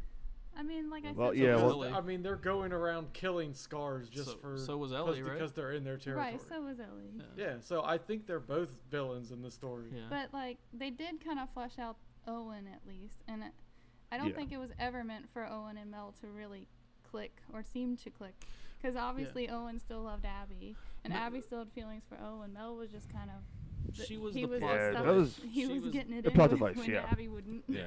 Mel Yeah, was plot there device. specifically as a character to show that Abby lost Owen, like because of her obsession. Mel was the other girl that Owen tried really hard to be with Abby, to be with the one he loved, but Abby kept pushing him away because of her obsession with Joel, and Mel was literally there just to show that you lost that. Like Abby lost that. She's just the other girl. And then that's it. You know what I mean? I don't think. She's the side piece. Yeah, that's it. And Owen was like, well, I guess if I can't get you, and she'll do. You know what I mean? I guess it's not who I want to be with, but this is who I'll be with. And then I just want to knocked say I her just up. noticed Whoops. something. What's up? We are all wearing black shirts. That's right, man. This is a very somber This is Last of Us Part 2. What do you don't wear colors. Don't to break it. colors Are here. we at a wake or something? Yeah, man. I mean, God, For Joel Joel. died. Well, I don't know guys. This about is for you. I'm Joel. still I'm still at Joel's wake. I'm still This is mourning. Joel's week. Yeah. God, and then I already said it, but walking through Joel's house was the wake, right? That was it. Yeah. But anyways, to go on for what you guys are saying, I get that.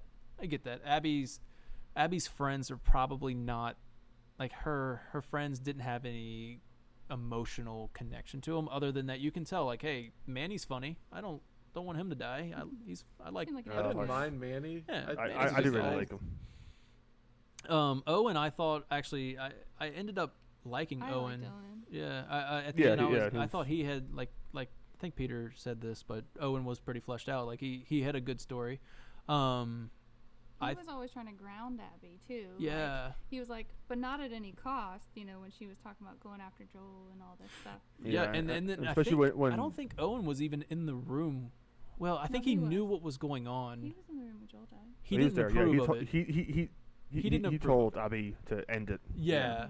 He didn't Yeah. approve of it because he seemed like he kind of walked in. It almost seemed like he didn't know Ellie was there until when he came into the camera. He was like, "What's Oh, going yeah, he on? did. Why aren't you on watch?" What prevented them from killing Ellie? Yeah, and he's like, "End it. You know, this is it. This is it. This is over." So Owen was trying to be the voice of reason along this, but also being supportive of Abby because he loved her.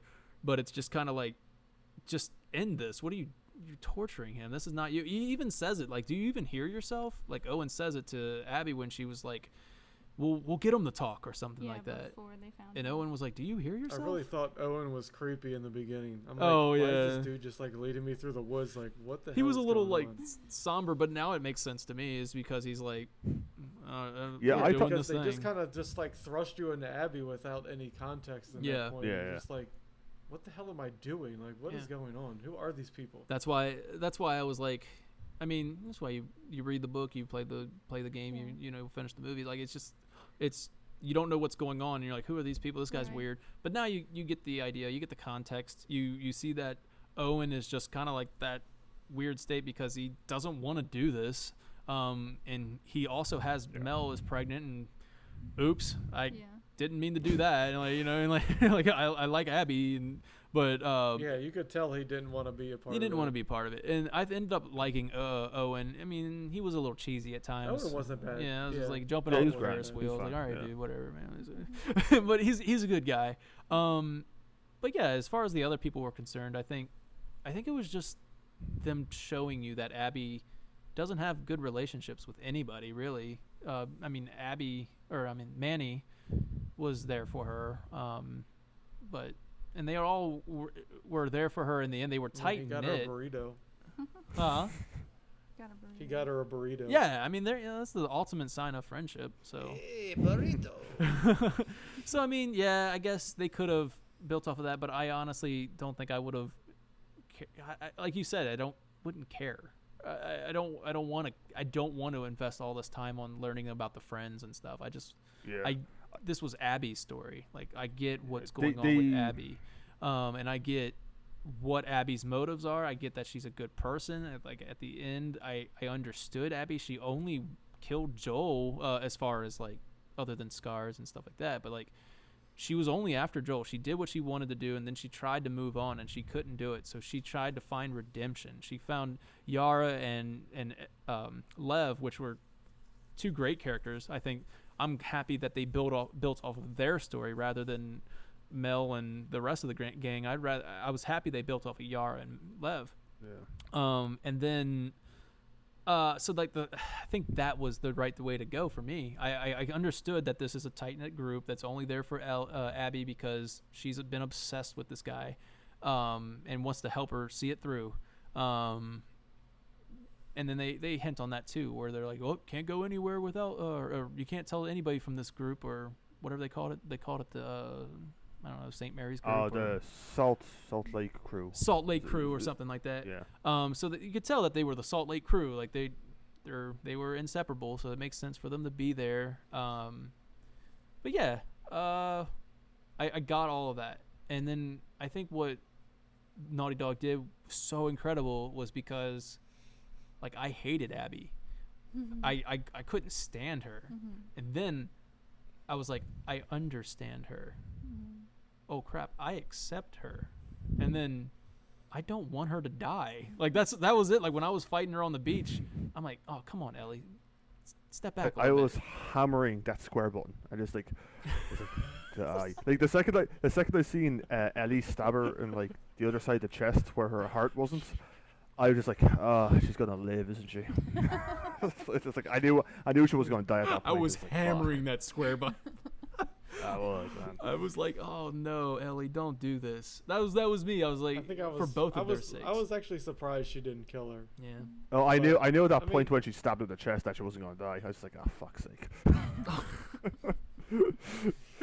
But like then like when Abby was like, they were strung up on the beach, like hanging. I was like, oh man, that's brutal. Yeah, Like, she like- was shown like she didn't have the muscle mass she had.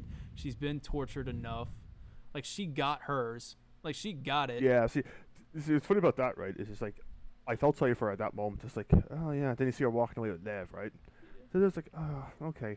But then they show the image of Joel, just heads bashed in. It's like, oh yeah, die, bitch. No, yeah, that's it, and that's it clicked with you, right? That's what Ellie had. She was walking, she's like feeling bad for it, and then she sees that image of Joel, and she's like, oh yeah, just like when Abby saw Joel, like, oh yeah, that's right.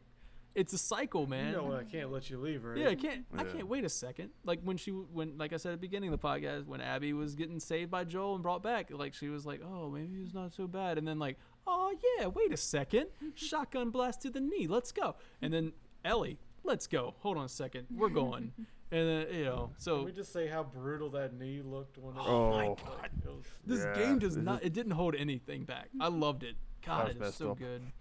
Like just the visceralness of this game. Like the first time I fired a weapon, I was like, this feels different.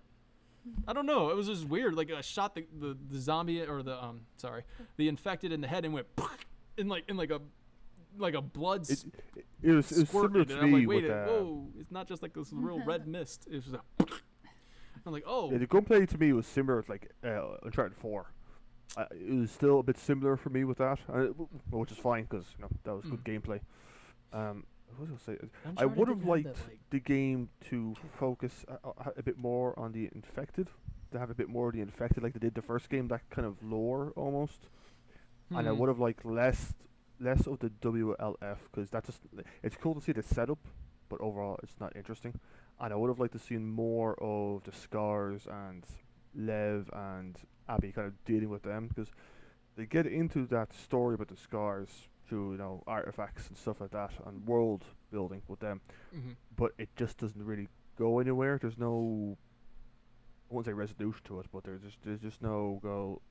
There's no final product to that beat of the story. Yeah, It's the kind of WLF disappointing. and Scar's conflict very much felt like just they're just there Yeah. to tell the story of Abby and Ellie. Like this is just And they're just two opposite perspectives Yeah. on life. yeah. I mean that's Yeah. true, and they are One very wanted to be- reflective on society. But they are telling the story, and there's a message to them and a meaning behind them. But I do agree, it just felt like they were there kind of as a plot device to keep things moving forward with Ellie and Abby.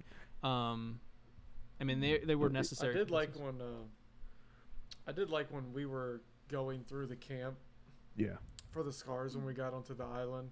Oh God, yeah. I like that moment. That was was pretty cool. cool. Mhm. Yeah. There were some. I like how I could hide in the corn better than. the Oh others. yeah.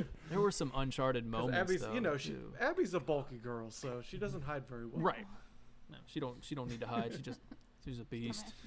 Come Yeah, there were some uncharted moments in there too. Like when you're in the Oh, car yeah. with Jesse, and then Mhm. the running. Oh my God, running through the burning village, or on horseback, yeah. I guess. It was And, so and even ins- the mud sliding, just down certain random parts. It's like, oh, it's Mhm. directly from Uncharted 4. Yeah, right. Yeah. Well, but yeah. I hated driving the boat. The boat was very terrible to drive. Oh, you said Yeah, that you was tried. It was. that was like, Like, so I don't understand with the. It said you can change the boat on controls, that and I part. didn't get it. I didn't know where to change them at. So like, why? well, that's like- purely for accessibility, I think. Why would you hold up to go forward when you hold L2 to go back? Like, I don't. Dude, it freaking yeah. I was. It took Yeah. took I a little ran bit for my into so mind to many wrap around. goddamn walls. Like, I don't. Yeah, that was definitely like a bit of fitter in the game, like to slow you down a bit. I felt like that part. of the Yeah. boat. I mean, and It's kind look, of weird. go ahead. I'm sorry. Yeah, no, I was just gonna say, I felt like I think this game should have been a bit shorter, but at the same time, it's probably weird to say, but I feel like the game was a bit rushed in some parts as well. It's kind of a weird thing to say, because I feel like the game should No, have I been get shorter. because from what you've But been saying, I I do- get it. You wish they would yeah, have fleshed out some more things. Yeah. Yeah, it's weird. I think they could have cut Abby's story down by like an hour or so. Yeah, especially with the fetch quest for the medical supplies. Oh, Yeah. but see, like, remember what I just said? Like, that's when I clicked with her. I was like, wait a second, we've been through a lot, man, and she's willing to do all this to save somebody's life. Like, that's Well, day one with Abby felt like forever. because we hated her. I know, Yeah. and I think they made it long. It was like, you have to do this, so you we can't didn't just wanna rush be through here. it. That You was have- pretty you long. might as well start, looting. Uh-huh. Yeah, that was day one was. I think like you It was said, like nobody 2 wanted or to be 3 Abby nights anyway. Of us playing, I was like, oh my I felt, gosh. I feel like this game should have actually been part 3. I feel like there should be a part 2, like before this game. Because I think this would have actually been a really good part 3. Like 'Cause more, then, like all the flashbacks being part 2. when you could have that and have that completely fleshed out, and you can lead that up into part 3. So then I think you get the best of both worlds in that. And for me, I think it would have been a cooler ending to the series, because I don't think like they're going to do a part 3. Like I don't know if I'll buy that launch. I think I'll have to see which way to go with the story, wow. because Yeah. it comes back to Abby. I'm just like, am I invested enough She in made Abby it. to go on a new journey or to continue the journey? I'd have to see She on made what it. way they go with it. She made it to the Fireflies, man. Like she's on Catalina Island. Like at the end, that's where the boat's at. Where the new Yeah, that's game cool. was. Yeah, Or- yeah. Fireflies is cool, but I wish they did focus on the Fireflies a bit more in this game as well. But Me and- obviously they'll probably do me- it in part 3. Me and Laura were talking about like where do we see the game going, and I said, man, we know that Abby is on the beach of where they told her that the Fireflies were. How insane would it be if like she gets to the Fireflies, and they're like, and they tell her the story about like how you fought Ellie and all this other stuff, and they're like, wait, Ellie? She's alive? And then like, we can do that. We have a surgeon here. You know what I mean? Like, we need to get her. And then they have to do that. We go back to Ellie, and if she's going back to Jackson, we don't know. Like, how does she patch up that relationship with Dina? Will they patch up the relationship? And No, Dina's done. right, there's a lot to discuss with what's going on after Last of Us 3 or Last of Us Part 2. And I don't think they would focus on Ellie in part 3. I don't even know if they have her in the game. I think she would be like that character where they're building up to, and then you finally get yes, I'm back in Ellie's shoes and stuff like that. Yeah, that would be cool. Yeah. And like you see a more like rested Ellie, like she let go, she's done. Whether she's a nomad doing her own thing, or whether she's back at Jackson trying to I like to think she went back repair to relationships and stuff. And I'm then something Peter, though. spirals her think into if action. Hold on. if Abby's I finished my thought. If Abby's the main character in 3, I'm not feeling it. Well, this is what I'm saying. Like, if Abby's the one that has to go back and bring Ellie back, cool. So I don't she think has I'd to want go that back as a and get Ellie. storyline, though. And Ellie, so when I say that Ellie is going to be like her story arc is, she let go. She's good. She forgives Joel. But there's always something that's going to be there for Ellie that she'll never get rid of, and that her immunity. She's immune, and she never had any purpose with it. And if Abby comes back to her and says, there's fireflies, and we can do this, and then that sends Ellie back on the journey, and then she fulfills that. And I think the best way for that to happen is that they found a way to do it without her dying, and then she can just say Joel was right for doing what he did that day, because I didn't have to die. They did it, and then she is the cure, and like that would be a perfect ending to the part 3, and like end all of The Last of Us right there. That Ellie has a purpose, and part 3 is her fulfilling that purpose. I think that would be great. That actually makes sense. Yeah, it's not a bad idea. But I don't get why they would send Abby back, though. Like, they could send is it just because Abby would be part of 2? Like, they could literally send anybody that isn't Abby Just back don't to send try to Abby, man. Well, see, the problem with that though is Lev. one of the flashbacks where Play as Ellie Lev. Ellie goes to the hospital. She gets a tape recorder, and I think from the tape recorder it says that the doctor that Joel killed is the only guy that can do this procedure. Oh. So They did again, look, they could retcon that, because they retconned a bit of this game at the start, so they could do it. To go to kind of like go a little nuts with it. Lev said, I think it was Lev that said that he wanted to go to like see what's across the ocean. And I was like, that actually would be really cool if we followed Abby and Lev. Like, say they got to the Fireflies and they were like, I don't know, they had a plane or like a boat that a ship that they can take off and go across and see what's going on, and see if there's more Fireflies out there or somebody out there who can perform the surgery. Somebody else in or the do world this, could do a vaccine. If What's there was going on over there in Right. Dublin? I want to know. You know what I mean? Or I guess they would be in Japan by the time, or wherever, if they keep going west. Yeah, Um, I'd be okay, I'd be open to geography. play it. Right. They wouldn't end up in Dublin if they they'd have to I mean, they could trek a try. long way. But I yeah. I grew to like Abby towards the end, but I think they would have a hard job on selling a third game to some of the audience, depending on what direction they go with the story. If it looks intriguing, like story wise and locations, and there you go, yeah, you will be playing Abby Mhm. in this game. I'll be like, yeah, okay, all right, Yeah, I'll give it a go. yeah, I don't know.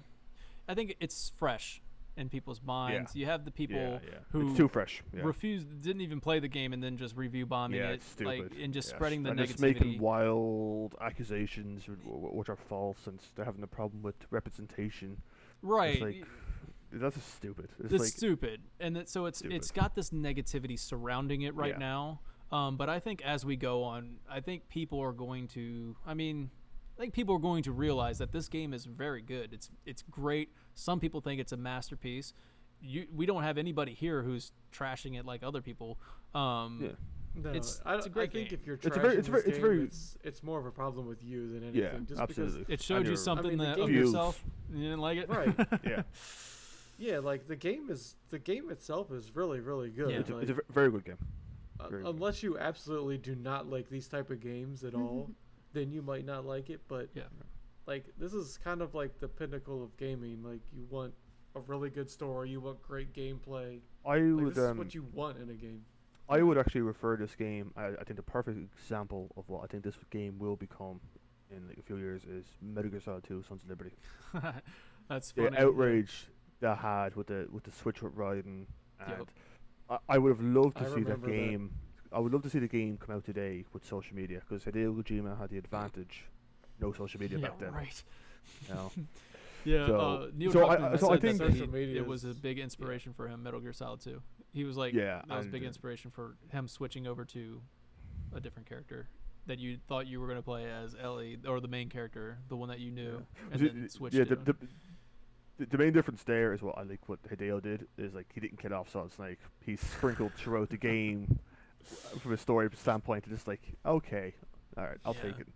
You know, but you know, I think this game will be looked at like MGS2 in a few years, where people go back and go, oh, that was actually It's really good. fantastic Because I was game, like that man. when I played MGS2. It took me a few playthroughs, and it was like, oh, it went up in my rankings for the Mhm. Metal Gear games. I was like, okay, that's actually a really good game. And just like- yeah, I think this game will have the same effect. And just like any, even though this game on its own tells a complete story, and it is, for me, it is a complete story. You don't need to play part one to really understand what's happening on screen, because they do a great job with flashbacks to show you the relationship that Joel had with Ellie. So you don't really need to play. I think this game is a great standalone story about obsession, about the cycle of violence, and how it impacts the people around you and yourself. And I think it actually. So I think if you play this one and don't play one, I think you it's might better. actually be able to feel for Abby more. Because Exactly, you won't yeah. have that same attachment to Joel. Absolutely. that's true. Absolutely. That's a good point. That's a Yeah. good point. And I think you see that a lot on the internet. That people that love this game, they might necessarily have Mhm. played the first one, or might have only played it recently. Where people like myself, who's played it when it came out launch day 2013, are just like, oh, waiting for this. And you've played it so many times with Joel. So yeah, there's so many sides to it, which is really interesting on how people view the game. I always say, and Laura thinks it's a little weird, but or like what is wrong with you? But I always say that if you're going to introduce anything into a game, like you have, like if you're gonna give these heroes something, or the characters something to feel a sense of dread, you have to kill somebody that the viewer Yeah. loves. Like you have to do, like Game of Thrones, good example. You have to make this impact that nothing is sacred, nothing is going to go the way you think, and then that keeps the person who is watching it or playing it or whatever just on their toes at all time. Like, wait, if they're willing to do that to Joel, what's going to happen in this game? Like, what is happening? And That's what I liked about most of Game of Thrones. exactly, Yeah. You don't. No one's The safe. characters you like could die any episode. Like that's exactly. And that, and that I think that changed TV and video games mhm. more than people realize, because before your main character was your main character. Yeah. They didn't die that often. Yeah. Characters that people like, you didn't kill them off. Yeah, and this But is not That kind of flipped the script. and it's like I saw one more about like Neil Druckmann saying like it's not about the death that Joel deserved, or the death that like he didn't earn this death. It's like, no, that's not what this world is. Like you don't get to choose how you want to go out in this world.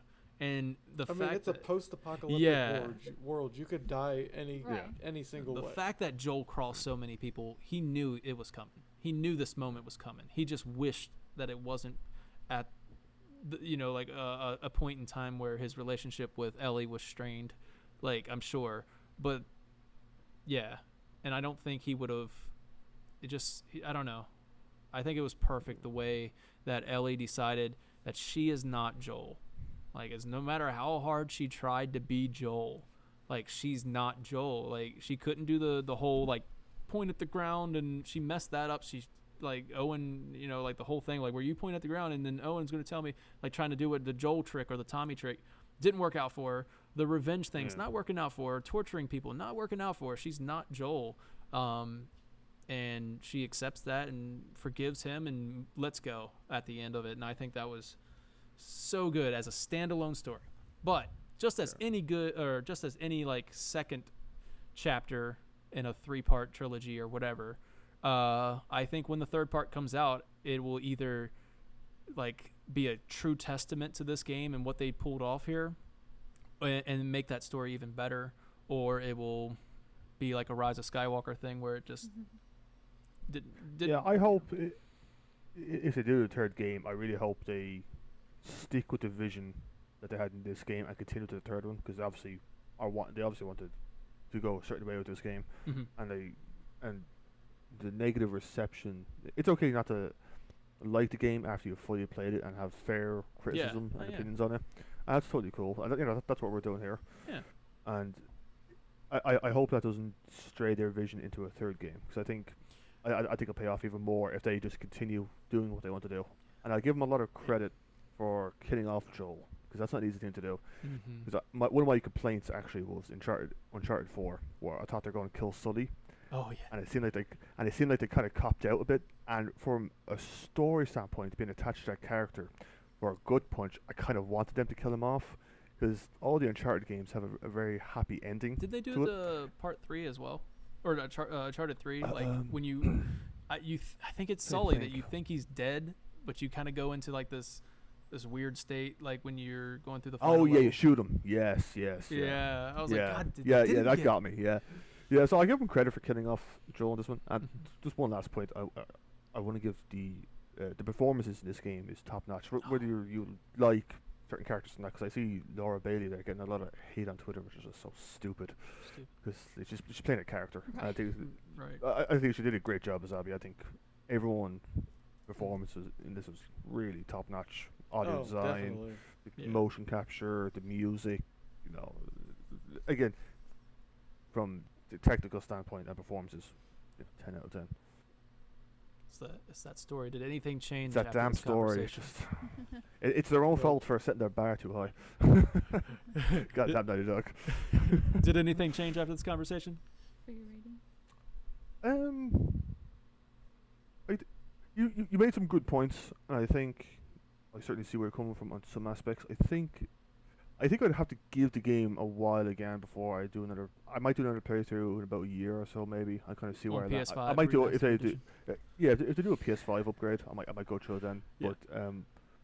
But overall, I still think the story could have been. I would have liked to be a bit structured different, maybe. I think the content within the story is fine. I have no issues with that. I think I would have just preferred certain scenes to be structured differently and in the order. And some parts would have been a bit more for me, but yeah, we'll see in a year's time when I play it again. See what I think of it. That's fair enough. Steven, or anything changed for you? No, I think actually it kind of reinforced how I felt.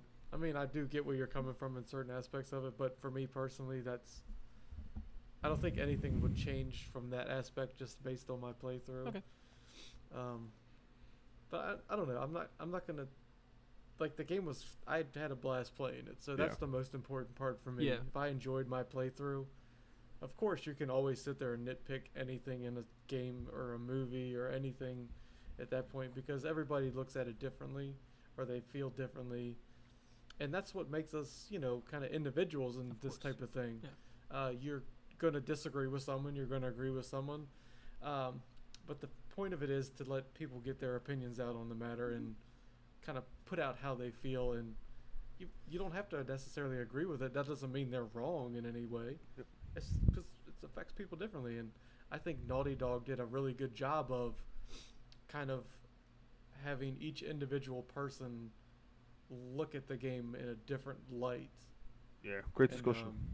Yeah, well said. I mean, I think what they did was really good here. Like, yeah. Awesome. Laura? So I'm happy with it. I mean, they did make some good points that I'll be looking out for in the rest of your second playthrough. So I think I'll have to decide after you finish the second playthrough. But I still really like it. Yeah. Yeah, I mean, you guys made excellent points about Abby. And I think, if anything, if there is a flaw in the story, it like you guys said, it might be where Abby's at. I think I don't know if I just overlooked things, or I don't know, I took it differently. But just when I was playing as Abby, I thought it was incredible what they did to make me go from hating her to understanding her to accepting her, and then to, I guess, not loving her, but like not wanting her to die. Mm-hmm. And I thought that was incredible. So something clicked for me. Something in the story that they were telling me worked a lot. And I don't necessarily like the outside characters around Abby. I, like you guys were saying, might have, I don't know, could have used a little more attention. But to me, Or just got rid of some of them. yeah, Yeah. That probably would have fixed it. right. To me, the story remains intact. The story that they were trying to tell, and that they succeeded in telling, the message that they were conveying, I completely understood it. And it was so weird that it's such a complex way to tell this story, and to tell this message, to get this message across. And I was able to wrap my mind around it. I was on board with it. And in the end, it just gave me so much to think about afterwards. And I'm like, I mean, it wasn't on the level as Last of Us Part 1, where I was like, I needed to talk to somebody, right? We wouldn't have done this. We would have to done this podcast like immediately. But with Part 2, I was like, man, wow. The more I think about this game, the more the way I see the story structure, the more like reviews and interviews I watch, I'm like, it makes such like great sense to me. Like everything is so well done in this game. So when you say about Abby and her, I guess the story building around her, I'm like, I guess I can see that. It's just, is it like, I don't know if it's not really enough to sway my opinion. I don't think. I still give it such an excellent story. And it's just you have to be able to be, I don't know, open-minded to it, to understand, okay, Joel died at the beginning of it. That's life. That's Last of Us. You know what I mean? What are you going to do? And it made you feel every step of the way, as far as the way the game was playing, the way the pacing of the game, when you're going through that hotel, I think, as Abby, and you're just like feeling the stress, the descent is what that level is called. You're feeling that. You're feeling Ellie when she's going through the stalker, the infested buildings and stuff, and it's just, after I was finished playing that segment, I'm just like, You feel exhausted. and then like I look at the screen, guess who else is doing it? Ellie. I'm feeling exactly what Ellie is feeling. And Abby. So I thought it was excellent. I discredit any review that just gets hung up on Joel.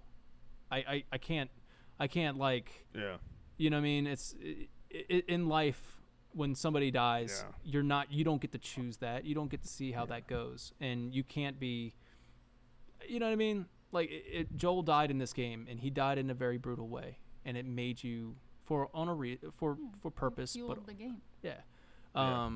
So I discredit any review that's just like, when it first starts off and it's like, I can't believe they killed Joel.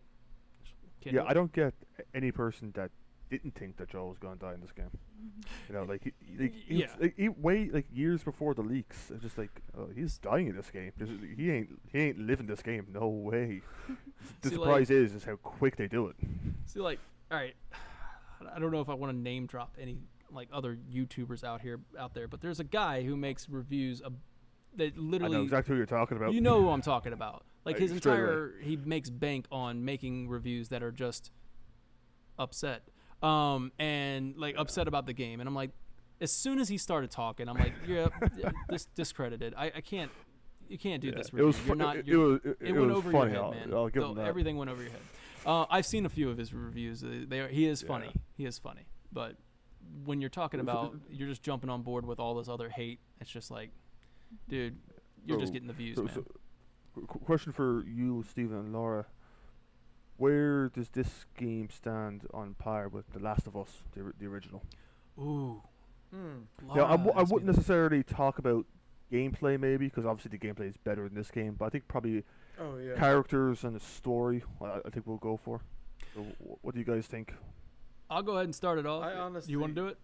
Yeah, go ahead. Okay. No, go ahead. Like for me, Laura asked me this question, and I can't answer. I'm like you, Peter. I like give me a year. Give me a couple years to think about it. I've Last of Us Part 1 has been in my mind for 10.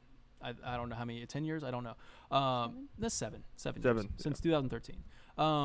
But yeah. So give me a couple years to think, or give me a couple moments to think about it. But like, I can say that this is a more complex story. Last of Us Part 1 is very Oh, straightforward. definitely.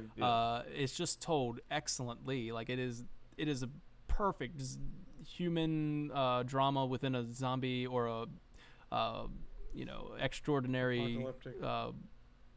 world. But Last of Us Part 1 was more straightforward. It was exactly, it did defy things at the end, defy expectations and like make you think, and it was well done. This story is on another level, in my opinion, where it's just like they're telling something even more complex, and they're doing it in a more complex way. And not only is it complex, but it's hard to tell. Like it's not a story that people want to hear, and so therefore it might not be a story or a game that people want to play. You know what I mean? Like, and I think that is, and it's so impressive in itself. Whereas it makes it hard for me to say like which story is better, because they're so, in a way they're different, but then in a way they're also just a continuation of each other. Like it's still the cycle of violence. If the first game is just Fed the one cycle. Yeah, it's still fed it. Yeah. Yeah. So that's my opinion. Give me a couple. For right now, The Last of Us Part 1 is a. I mean, what are you gonna do? It might be my favorite out of the two. I don't know, but Part 2 is definitely still there.